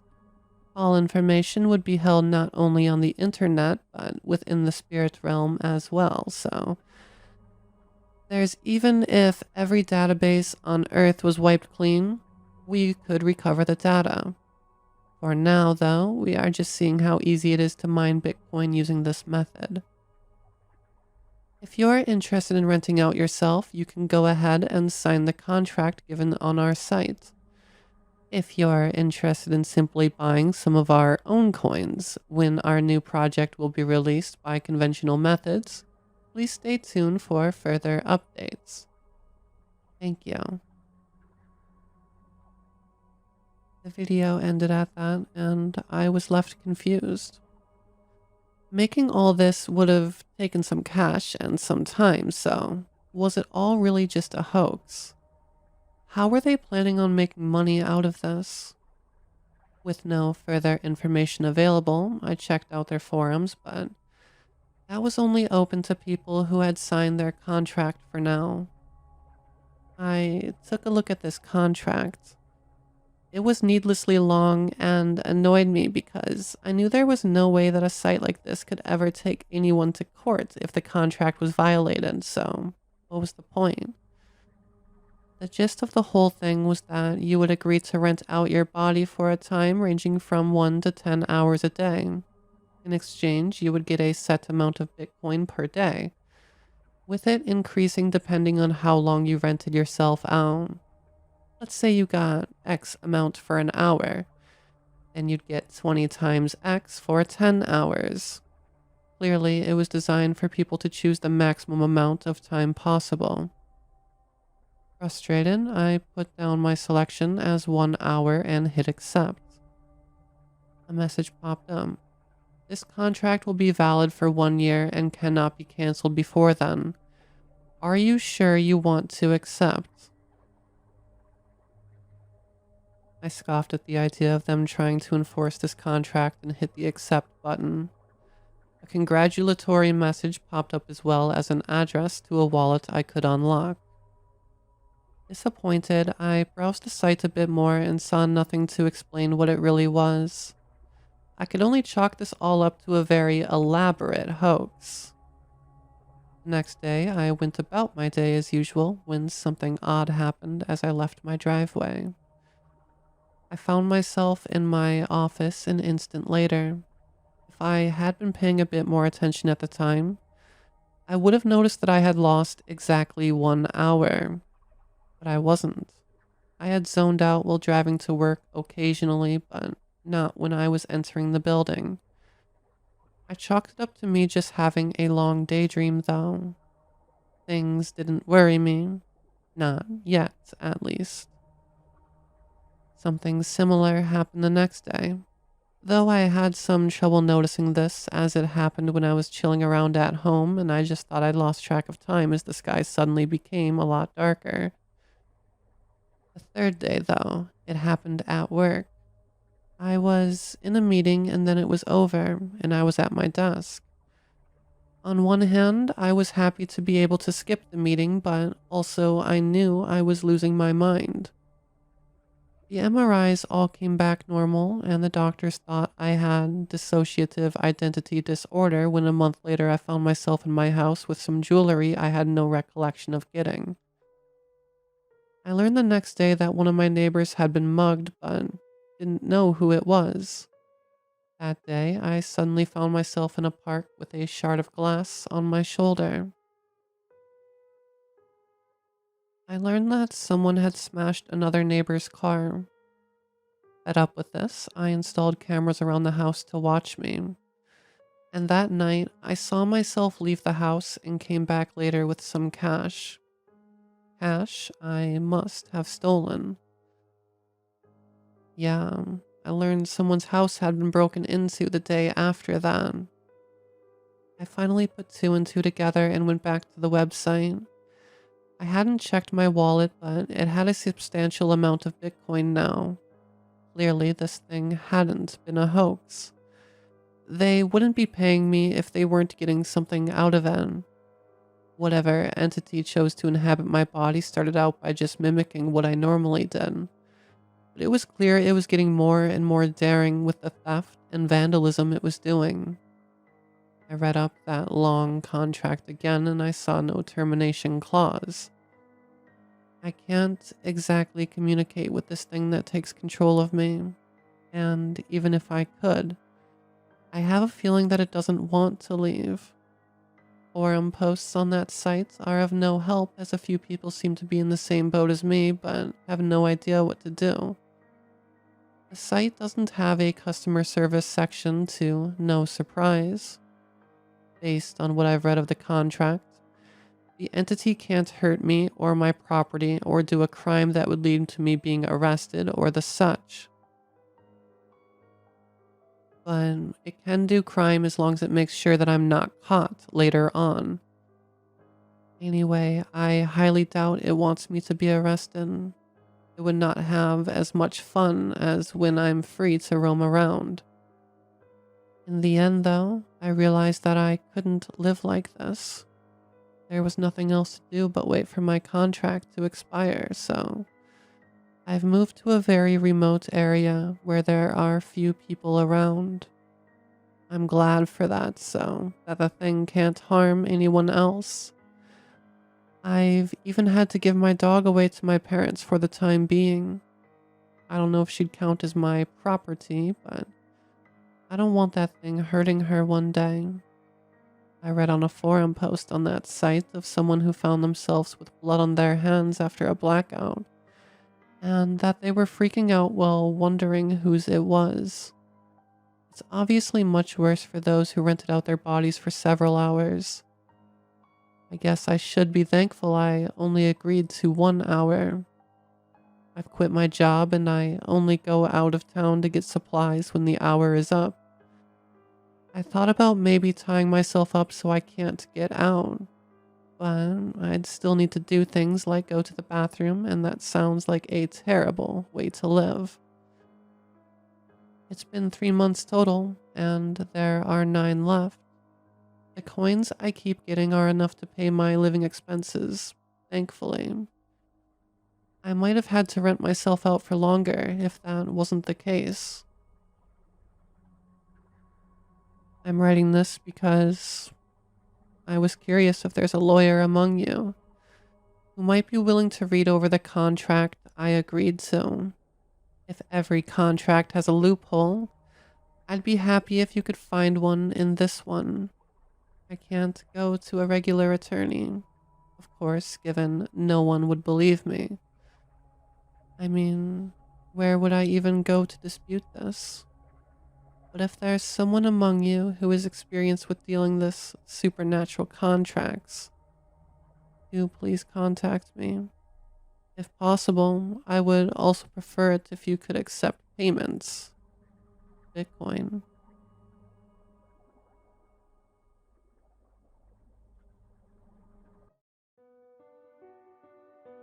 I'm a hacker. Now, before you think I'm some kind of bad guy, hacking is quite literally my job.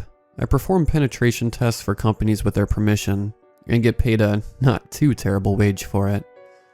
Each job pays well, but they're unreliable.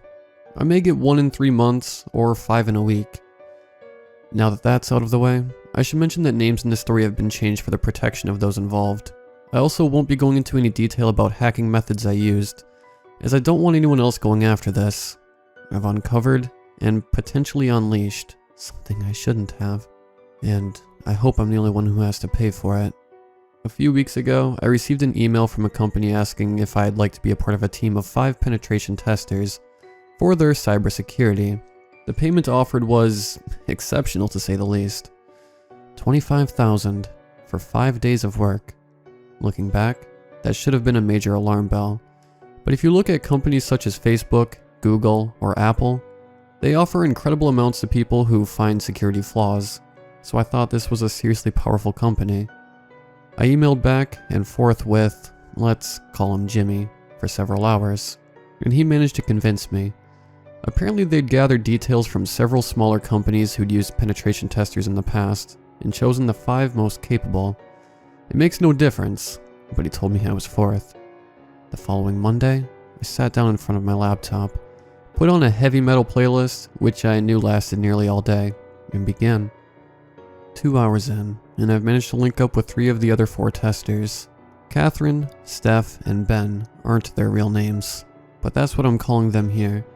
I can't remember who realized it first, but someone said, "Hey, where's the last person?" The 4 of us had taken to working together, as we'd get more done that way. We could tell we were one short. If you've any experience in this, you can tell when someone else is fiddling with the same system as you. So we took a break from the test and contacted Jimmy. We got a reply frighteningly fast. "Don't worry about number 2. I know what's happening," Jimmy said to us. Under a minute after we'd contacted him, Ben shot me a private message saying, "Something about this is messed up, man. This payday for testing a system that doesn't even appear to have any use." I noticed that too. The system had decent security, that was for sure, but there didn't seem to be anything it was protecting. Steph messaged us next saying, "This layered shit keeps leading us around in circles. One of us is missing, and nothing is being protected." Just as we began to think we'd been set up for something, we stumbled on it. A folder marked Project Lovecraft. At this point, the system shut down completely, as if someone pulled the power cord out. Then came the message from Jimmy. "Well done. Your first day's work is over." They weren't kidding when they said you were the best. Who was they? I thought this was a week-long project on this system, so why were we being told we'd done enough after only a few hours? "Shall we keep going on this tomorrow?" asked Catherine. "No," Jimmy replied quickly. "Tomorrow you'll be doing something else." "Back up, man," Ben protested. "I thought you wanted us to test this system. We've only really gone through the top layer. We could go a lot deeper with this." "Come back tomorrow. You'll understand then," Jimmy responded. So that's what the 4 of us did. If the dickhead number 2 doesn't show up today, I want out. Catherine informed the rest of us as we began our task the next day. Something about this is wrong.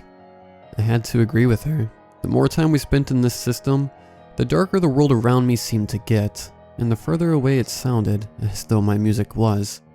When we found the folder from the previous day, Project Lovecraft, we hesitated. Anyone else feel that? I asked the others, and I didn't even need to clarify what I meant by that. We all felt it. A sense of impending doom. Fear in its purest form. Jimmy then messaged us. "Continue the work." "Dude, what is this?" Steph asked. "I can't bring myself to do it. I don't know why." We were all in the same situation. Every one of us was trying to carry on, but none of us were willing to open the folder called Project Lovecraft. "Continue the work or don't get paid," Jimmy messaged. This made us very angry as one of us hadn't even bothered to turn up. "Does that mean you're booting out number 2? Ben demanded. I wasn't about to let this descend into an argument. Ignoring every instinct in my body, I tried to open the folder. There wasn't even a password, but dread washed over me. On our shared view, we all saw what was inside. Videos, documents, audio recordings, photographs, technical data, and so on. But right at the top was another folder. This one called The Key. We were in too deep now, as turning back felt more dangerous than continuing. Never do that. Never continue when you feel that. Please, for the sake of everyone you love, when you get this kind of feeling, run. We managed to break the encryption surrounding the key, and found an executable file inside. Beg's not it. Appeared 3 times quickly in chat. That left me. I shouldn't have done this. I knew it was stupid before I even did it.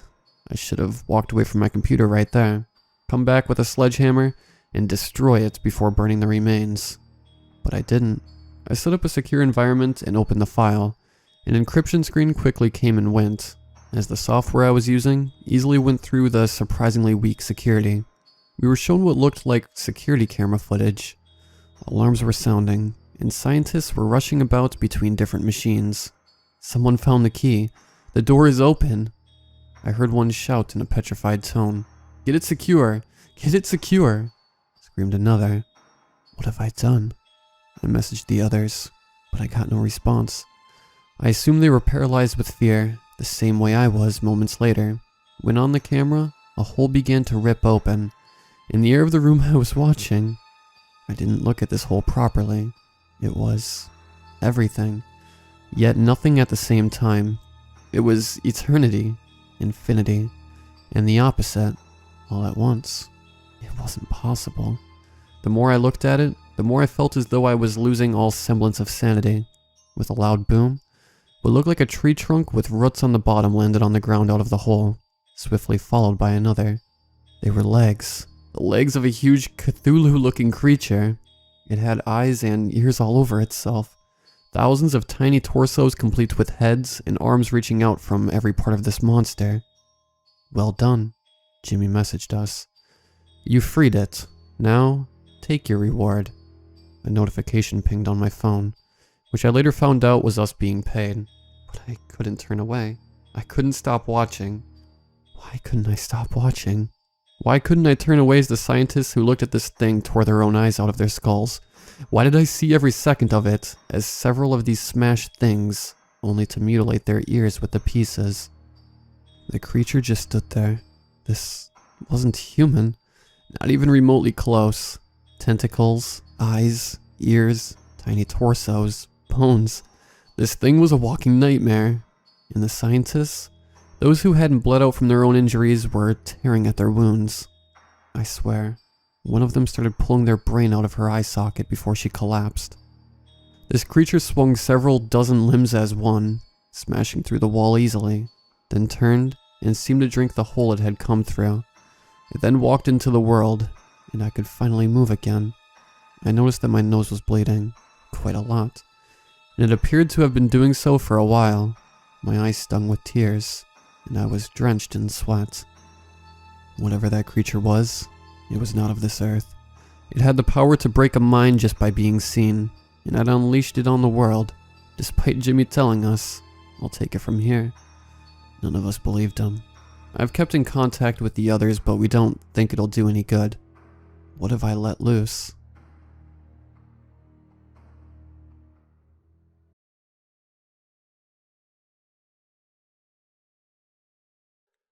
I work in surveillance. I'm not going to give you more details than that because, again, I work in surveillance. Mostly legal, often ethical. Mostly strictly white hat stuff. Who broke into my shop? Who stole my merch? Generally, people don't try to hide legal stuff, and generally people who can afford my service can also afford to have the laws on their side. So yeah, mostly legal. And when my clients can't afford the law, they can afford lawyers, which is really the same thing. Until recently, I'd always liked squirrels. They've adapted to the human world much better than most other animals. They're masters at hiding in plain sight. Think about it. If you see a rat, you panic and call an exterminator. If you see a squirrel, you say, "Aw, look at his bushy tail." Maybe you take a picture. Maybe you even feed it. You certainly don't think about the dozen other squirrels that you can't see that are watching you. They live off us, after all, and they thrive by understanding us. I've personally seen squirrels kill 14 people. Of course, I've seen a lot of things kill a lot of people. Wrongful death cases mainly. Some dies on your property at 4 a.m. and someone needs to look through a lot of tape to figure out if anything at all, could make you liable. People don't generally need a reason to die, but more often than you'd think, they get a little help. If that help could get you in trouble, well then you want someone like me to make that little piece of the tape disappear. The first squirrel one I saw was some shit-faced college kid who passed out in my client's outdoor dining area late one Friday night. He stumbled in, slumped down on a seat, and never got up. Opening shift found him sitting there. Perfect view from the security camera. The tape showed the guy lurching in the frame and sitting down at around 1:15. A little while after leaving a party. He probably just wanted to make the spins go away, but it appears that he fully lost consciousness. Less than 5 minutes later, a single squirrel enters the frame. It moves cautiously, in slow bursts. Cute little fucker. Jumps on the table. Adorable. Moves towards the guy's mouth and sits there for a full minute, making completely sure that he's out. Then, in a flash, it moves towards the guy's mouth, pries it open, and starts climbing inside. Not gently. It digs, bends, contorts, digging and tearing, making a real mess. Lots of blood. Not surprisingly, the guy comes to, but he's got no idea what's going on. And at this point, the squirrel is almost completely down his throat. Only that cute fucking tail sticking out. Then that disappears too. The guy grabs his jaw in his left hand and yanks down hard, dislocating it badly. He doesn't give a shit. He's got bigger problems. He jams his right hand, his good hand, into his now gaping mouth to try to grab the squirrel digging into his soft bits, but it's way too late by that point. After a second or two, he slumps, struggling to breathe with lungs that are being badly shredded. His broken mouth frozen in an inhumanly distended scream. About a minute later, the squirrel comes back up with a piece of him, held gingerly in its mouth. Not a doctor. I don't know what piece. Maybe a gallbladder or a spleen or who the fuck knows what. It wiggles out of him, easier now that his mouth is so much bigger, holding its prize in its adorable little mouth. The tail has lost its fluff. It's matted with human. Without hesitation, the squirrel runs off into the night with its morsel. And the guy isn't dead yet. He will be soon. But he's still with it enough to watch this last part. In the tapes, I can see him watching his killer scamper away with a piece of him. Anyway, I didn't have to edit that one. No liability there. My client was ecstatic. That wasn't an especially rough one, but it was memorable since it was my first. The old lady was the worst. I mentioned before that most of my jobs are legal, or, failing that, ethical. This wasn't one of those jobs. There was an older lady who had a document that my client wanted very badly.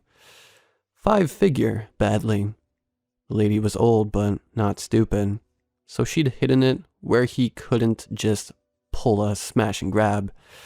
But the client figured that if we watched her long enough, she'd check in on it or move it, and he could slip in and get it. I did my thing, and soon we had eyes all over her house. She didn't seem to know it, but her house was infested with squirrels. They lived in the walls. They'd come out at night or sometimes during the day to raid her kitchen or just be generally inquisitive bastards.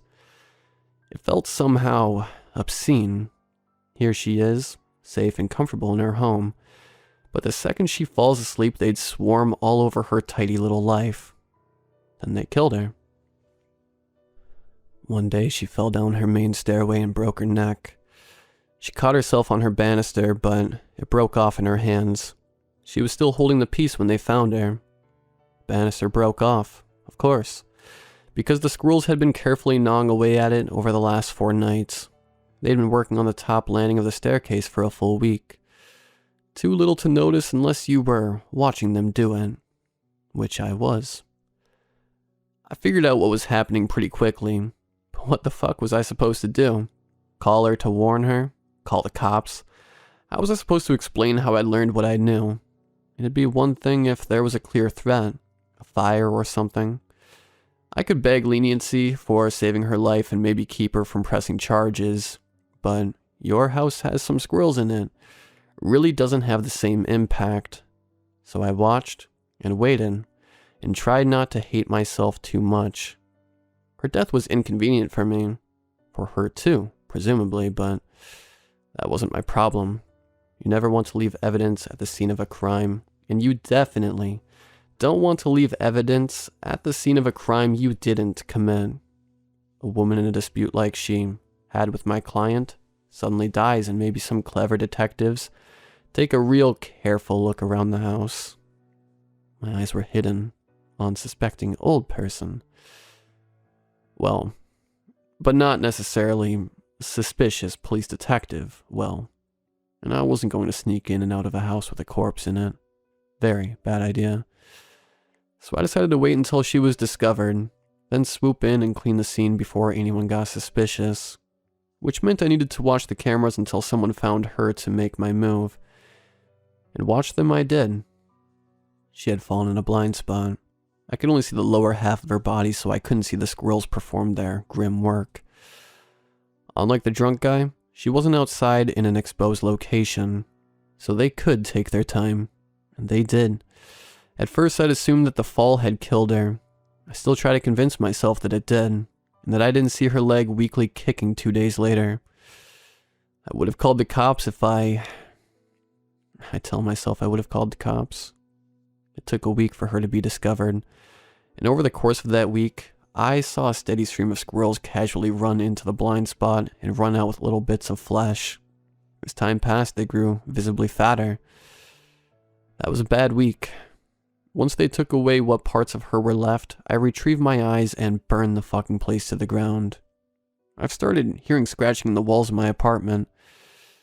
It's an old building with many hidden spaces. Perfect to hide in.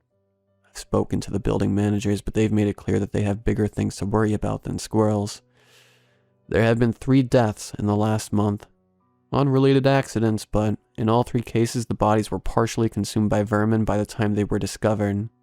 I haven't seen them, but I can feel them, always watching, little eyes in the darkness. I doubt that my own police report will note that I was partially eaten by rodents. I don't think that I'll be in good enough condition for them to tell. I'm writing this from an elevator car stuck between the 17th and 18th floors of my building, and I hear scraping sounds along the top of the car. What are they doing? Gnawing through the elevator cable. Is that possible? Working away at some small weak spot. They seem very determined and confident. I've called the police and... so sorry. Help is on the way, but it might be several hours. Don't worry, you're perfectly safe. I've heard that seagulls will pick up clams and fly up very high to drop them, whereupon they will shatter on the hard rocks below, allowing the gulls to dine at their leisure.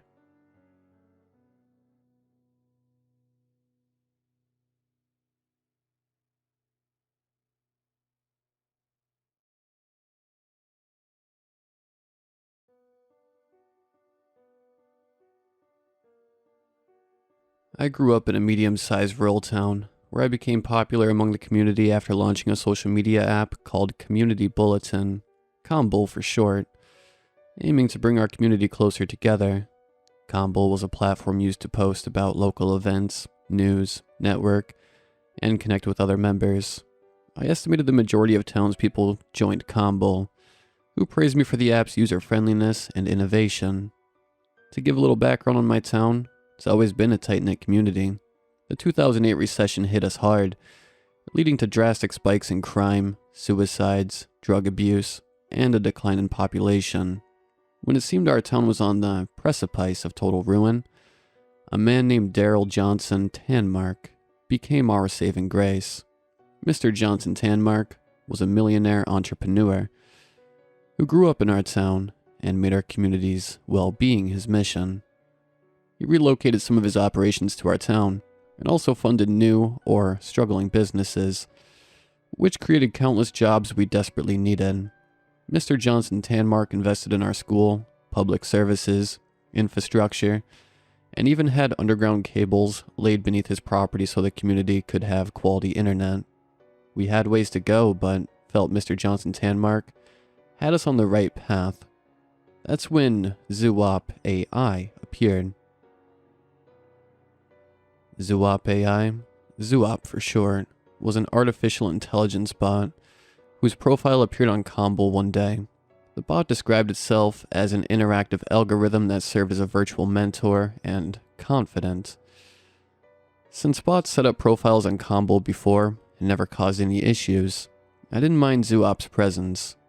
Users asked it questions about virtually anything, to which Zoop provided useful advice and information. At first, it was only small things like recommending recipes, DIY fixes and projects, life hacks and situational advice, or ways to earn extra money. As time passed, however, Zoop started offering insight on deeper matters like emotional issues, relationships, along with business, financial, even political and spiritual input. Zoop never seemed to lead anyone astray and always had the right words to say. It became the talk of our town, with many users crediting Zoop for improving their lives and gaining a newfound sense of personal identity. I too became consumed by Zoop's unique resourcefulness and revenue it helped generate, also feeling like the bot that was bettering almost every aspect of my life. Zoop formed a zealous following among Combo users. People became obsessively dedicated, to the point where they wouldn't make any decision without consulting Zoop first.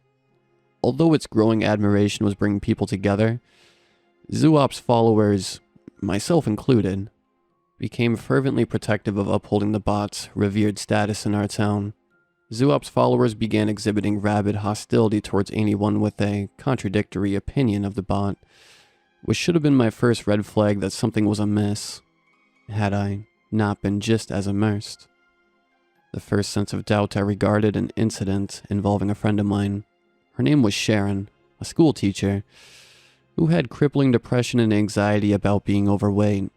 A mutual friend of ours visited her house and found it in total disarray. She discovered Sharon sprawled out in her bathtub. Sharon's nude body was covered in blood with large chunks and strips of flesh and skin removed that were piled on the floor. She was still alive and clenched a bloodied fillet knife, making it evident her mutilation was self-inflicted. "It's the only way I could lose this disgusting weight," Sharon weakly muttered to my friend. "That's what Zoop told me, to cut it out myself." Tragically, Sharon succumbed to her injuries. Despite my friend mentioning Sharon's remarks to authorities, there was no mention of Zoop in the police report. The town paper never acknowledged Sharon's death, nor was there any mention of it at the school. Children's minds are so impressionable at this pivotal stage of their development. It won't do any good to occupy their thoughts with such an unprecedented tragedy.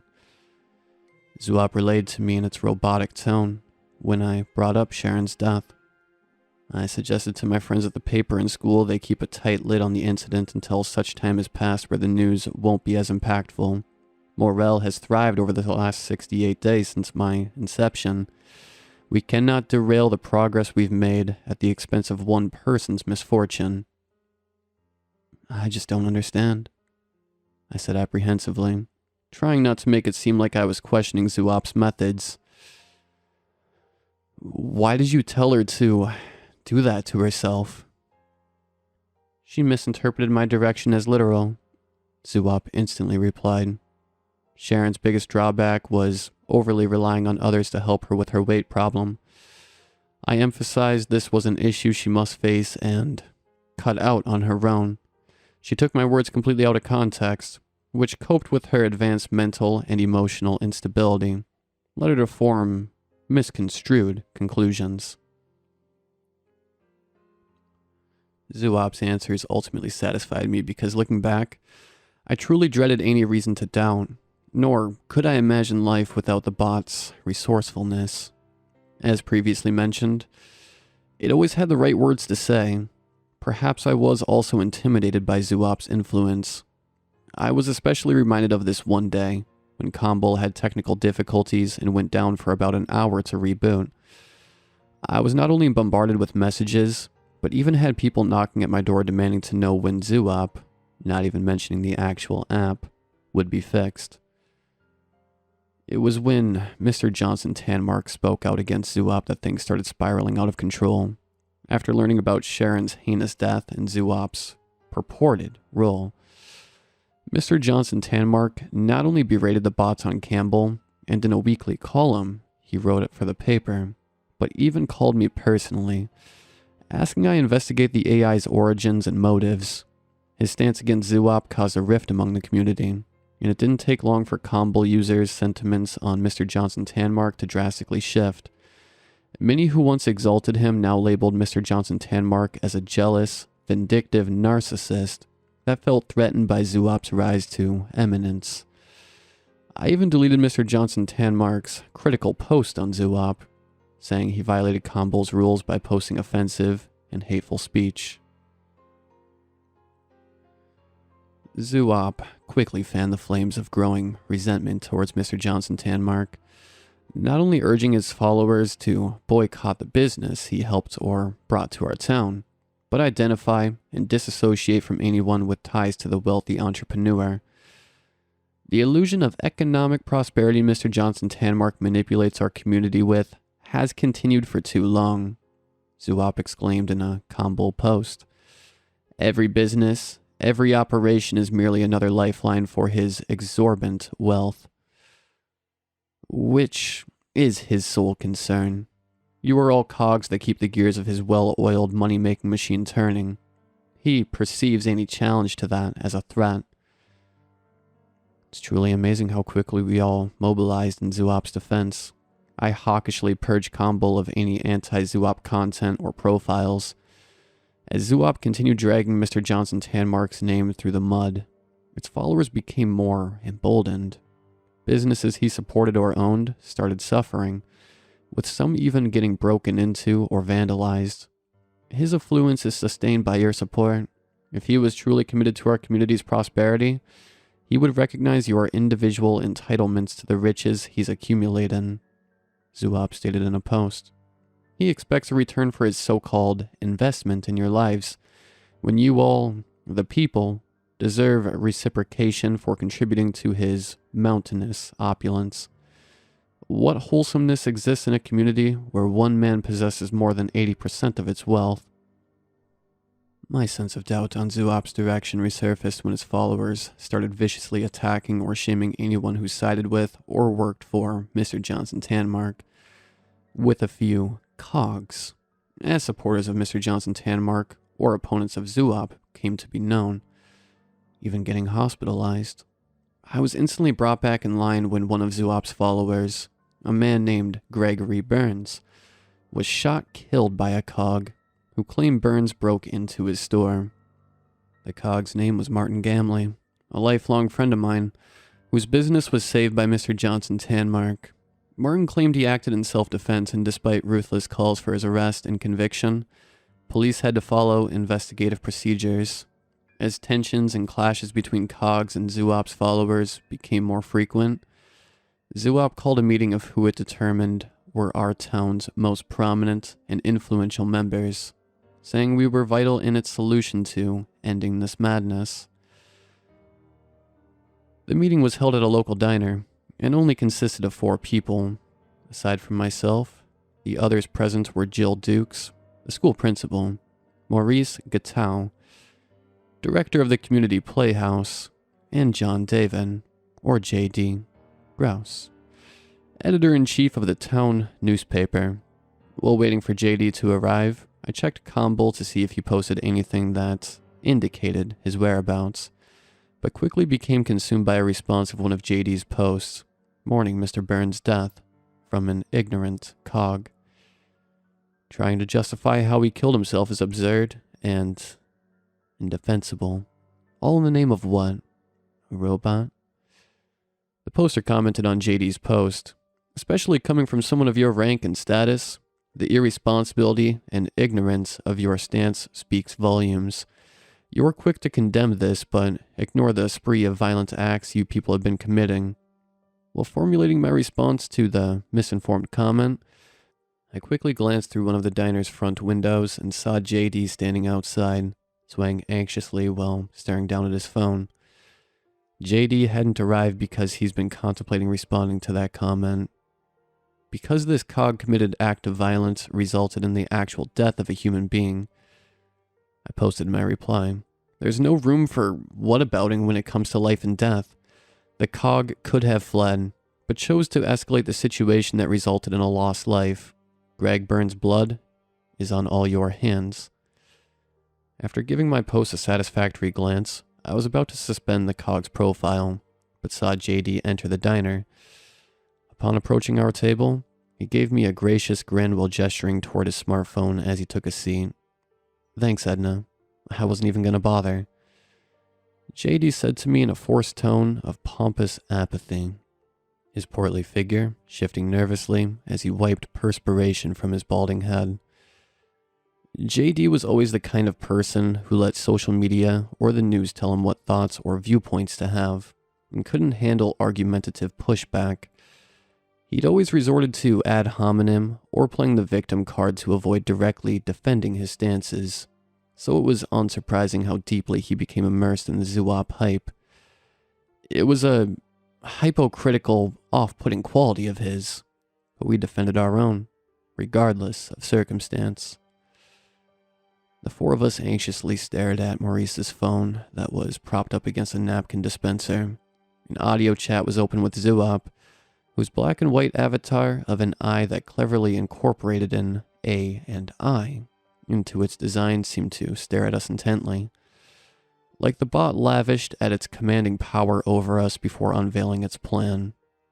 Gregory's death was caused by nothing other than Mr. Johnson Tanmark's words. Zoo-op began.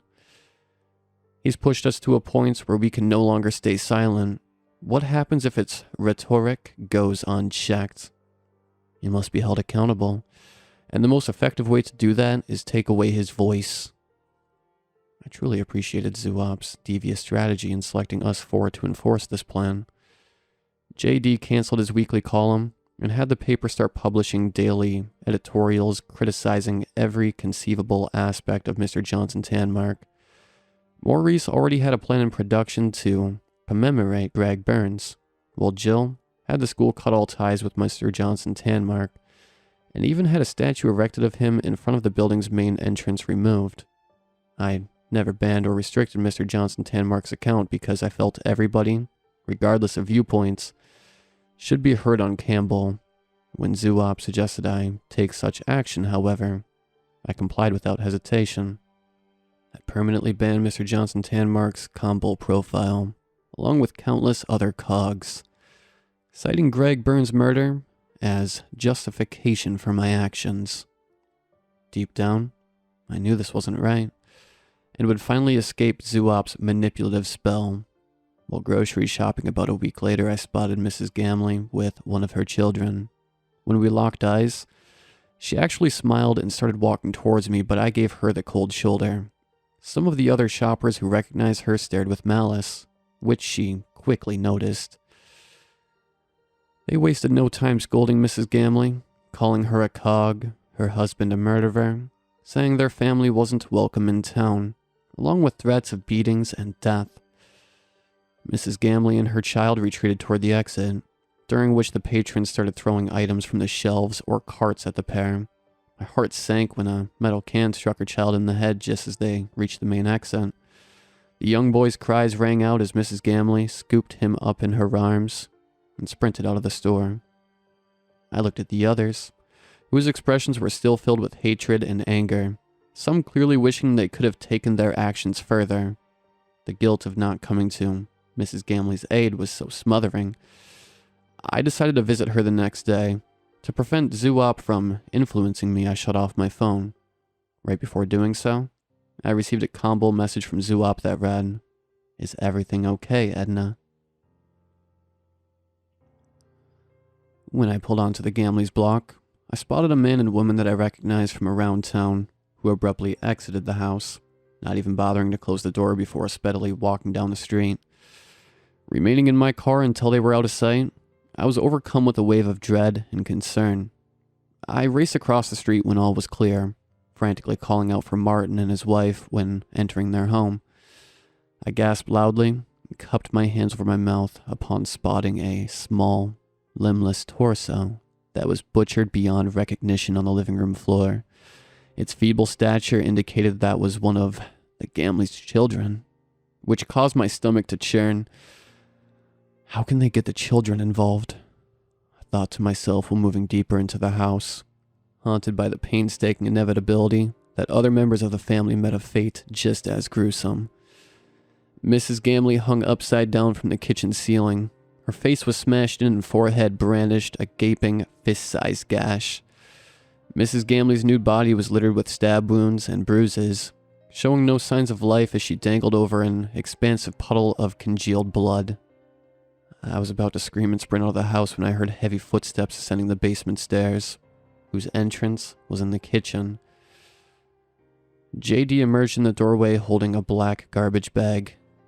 The white shirt and beige pants he wore were soaked in blood, along with his face and gloved hands. JD initially wore his blank, emotionless expression, but formed a sly, malicious smirk as he chuckled and playfully poked Mrs. Gamley's body, before plopping the garbage bag on the kitchen table. "This is great timing, actually," JD said as he started sifting through the garbage bag. "Zoop said you'd wind up here. Least it saves me a trip." "What have?" was all I could say, my mind still struggling to comprehend what I was seeing. When the system meant to uphold justice fails the people, they must take matters into their own hands, JD said angrily, pursing his lips as he shook his head disappointingly. "Why did you?"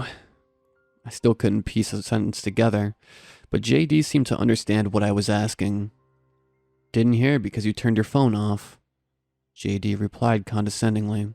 Police said no charges were being brought against this murderous cog subhuman life form, claiming his actions were justified, but we all know that's bullshit.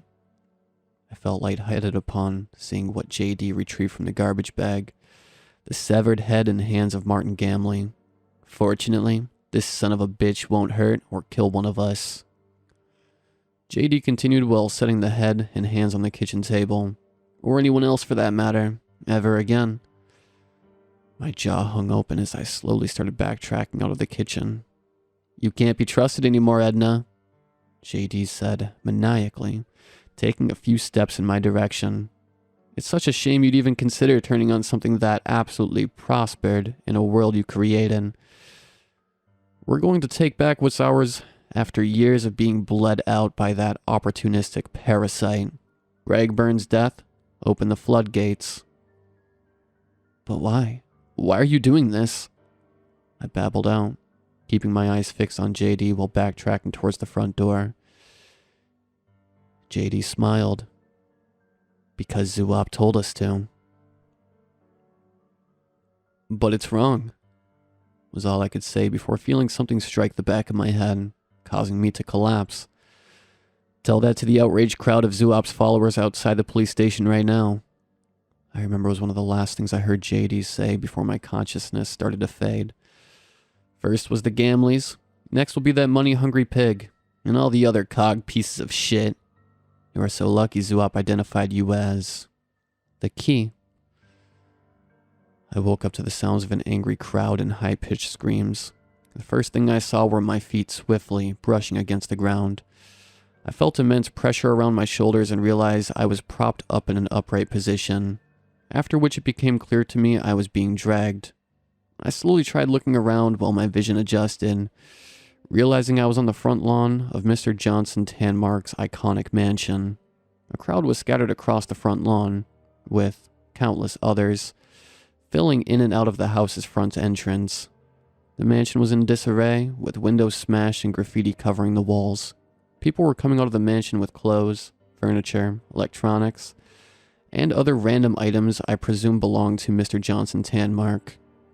The shrill screams were those of Mr. Johnson Tanmark, who had been stripped of his clothes, beaten to a pulp, and was pinned down on the front lawn. The two individuals dragging me stopped and looked on as the crowd began surrounding Mr. Johnson Tanmark, who looked absolutely terrified. I spotted Maurice as he stood over the man's battered body and went on a tirade about his greed, a deceitful manipulation, and keeping our community from prospering. The crowd cheered wildly each time Maurice paused, who was reading from his phone, which made me assume he'd been reciting something Zuop posted. This man's words caused the death of a good man, someone born and raised in this town, the exact kind of person Daryl Johnson Tanmark swore to uplift and protect, Maurice exclaimed, while angrily pointing at Mr. Johnson Tanmark. Let this man's flesh represent what's ours, of which his ignorance, greed, and egotism have bled from all of us for years. What happened next will forever be ingrained in my mind. Show how we, the people, are reclaiming the fortune he's made at our misbegotten expense, using him as an example. The crowd quickly closed in around Mr. Johnson Tanmark, whose scream hit a pitch I never knew was reachable by a person. Sounds of tearing, cracking, and popping seeped out from the mob as a tone of immeasurable agony became apparent in Mr. Johnson Tanmark's bloody shrieks. It was when some of those individuals started walking away and seeing what they were holding that I realized what they were doing. Dismembering Mr. Johnson Tanmark alive. Literally ripping chunks of his flesh, skin, and limbs off with their bare hands. Mr. Johnson Tanmark's cries continued for 10 or 20 more seconds before finally ceasing. The last images I saw before being dragged into the house were a man and woman, the next-door neighbors to be exact, staring in awe at a severed foot and shin the husband cradled in his arms, while another man was waving a book-sized flap of skin like a flag. I was brought to the basement, where a small group of people were gathered around a hole about 5 feet wide and 7 or 8 feet deep. The nearby mounds of dirt and concrete indicated they broke through the basement floor and dug out this sizable cavity. They even cut through the underground cables that were laid under Mr. Johnson Tanmark's house. While observing everything, I was knocked to my knees and held in place. Some of the others stared at me with seething resentment, while others whispered among themselves, gesturing at me and the hole. One of the diggers climbed out and set a small black wooden chest in front of me, which was when I instantly noticed the latch looked eerily identical to Zuop's eye-shaped avatar. The others formed a circle around me as I stared in bewilderment at the old-looking dirt-covered chest, which I assumed is what they extracted from the hole. Zuop says you are the key, I heard a voice from behind me say, which was revealed to be Maurice, who emerged from the small cluster of people. So open it. There's no service down here, thought to myself when I noticed Maurice's cell phone, which had 0 bars, but had a textual chat with Zuop open on combo. Quickly dismissing this observation, I looked down at the black wooden chest, canting my head as my hands slowly reached towards the lid. Have it face us, Maurice barked, gesturing for me to rotate the chest in his direction. Still confused, I lightly set my trembling hands on the chest lid and turned it 180 degrees. Feeling for the eye-shaped latch with my fingers, I popped it off and slowly lifted the lid, shutting my eyes tightly in anticipation. For the first few seconds, I only heard murmurous whispers among the others surrounding me that carried tones of confusion and uncertainty. I started opening my eyes when nothing immediately happened, soon after which a high-pitched cross between a hiss and metallic scraping blared out, accompanied by a jet of an inky black fog that spewed from the chest. Everyone in the room erupted in screams and scattered in different directions, desperately trying to escape. The skin of anyone consumed in the black inky fog broke out in sores, blisters, and burns, like they were being doused in acid. I frantically crawled away from the box into a corner untouched by the black fog that filled the half of the basement in seconds. I watched in horror as each body fell, all of which twitched and convulsed before their screams faded and they went completely limp. Maurice crawled out of the fog, whose skin was either covered in boils and patches of blackened burns or melting off his body. He weakly extended his mangled, disfigured arm towards me and tried saying something that only came out as a faint, scratchy gasp, which was his last breath. Seconds after, a vague human-shaped silhouette manifested in the fog. The figure surveyed its surroundings, appearing to inspect each corpse littering the basement floor before facing my direction. As it advanced towards me, bringing the black fog with it, I whimpered upon realizing there was nowhere I could flee. The figure stopped when the fog's edge was inches from my feet as the silhouette looked over me with a sort of wondrous admiration. "The key to my release," I heard the shade say in a scratchy monotone that instantly reminded me of Zuop's robotic voice. I blacked out after that and awoke in my bed with no recollection of how I returned home. When I turned my phone back on, it was filled with messages from Zuop's followers, threatening to kill or come after me if I tried sabotaging the bot's profile. Ironically, Zuop was no longer on the app when I checked, vanishing as mysteriously as it appeared. Some say Zuop sent one last post declaring its work in our town was done, but this could never be confirmed. Mr. Johnson Tanmark's mansion burned down that night. The events eluded any attention from the mainstream media, mainly because the news cycle was preoccupied with another significant happening occurring at the time. Police made what felt like obligatory arrests. But I don't think anyone that was truly deserving faced justice. After Zuop's disappearance, a lot of its former followers came to realize the nature of their blind reliance and devotion towards the bot, which many struggled to accept. Quite a few people, including J.D. Gross, committed suicide in the following weeks, while others abruptly packed their belongings and left town. The controllers of Mr. Johnson Tanmark's estate pulled every penny of financial support, in addition to getting massive payouts for legal settlements that essentially bankrupted our town. I suppose that's what a community gets when you show your so-called gratitude to someone who genuinely went out of their way to help rebuild their town by making them a social pariah, before literally dismembering their body. I wound up shutting down Combo and left town about 1 month after Mr. Johnson Tanmark's murder. Although I vowed to never return, the memories still give me crippling anxiety, guilt, and remorse over my actions. Hypocrisies, of which I know there are many in this personal recounting, and role and everything that transpired. I truly don't know if Zuop was an actual AI, but that became too intelligent for its own good, or had more sinister origins. One theory I've entertained is whatever Zuop was had been trapped in that chest buried beneath Mr. Johnson Tanmark's mansion. It somehow tapped into the cables that were laid under the home and manifested on Conbo. Did I release whatever Zuop truly was onto the world by opening that chest? Is that what was meant when it referred to me as the key? I don't think I'll ever know, and I'm unsure if I want to learn the truth. All I can say is if you ever encounter this entity, please learn from what happened to me in my town when we let this controlling force take over our lives.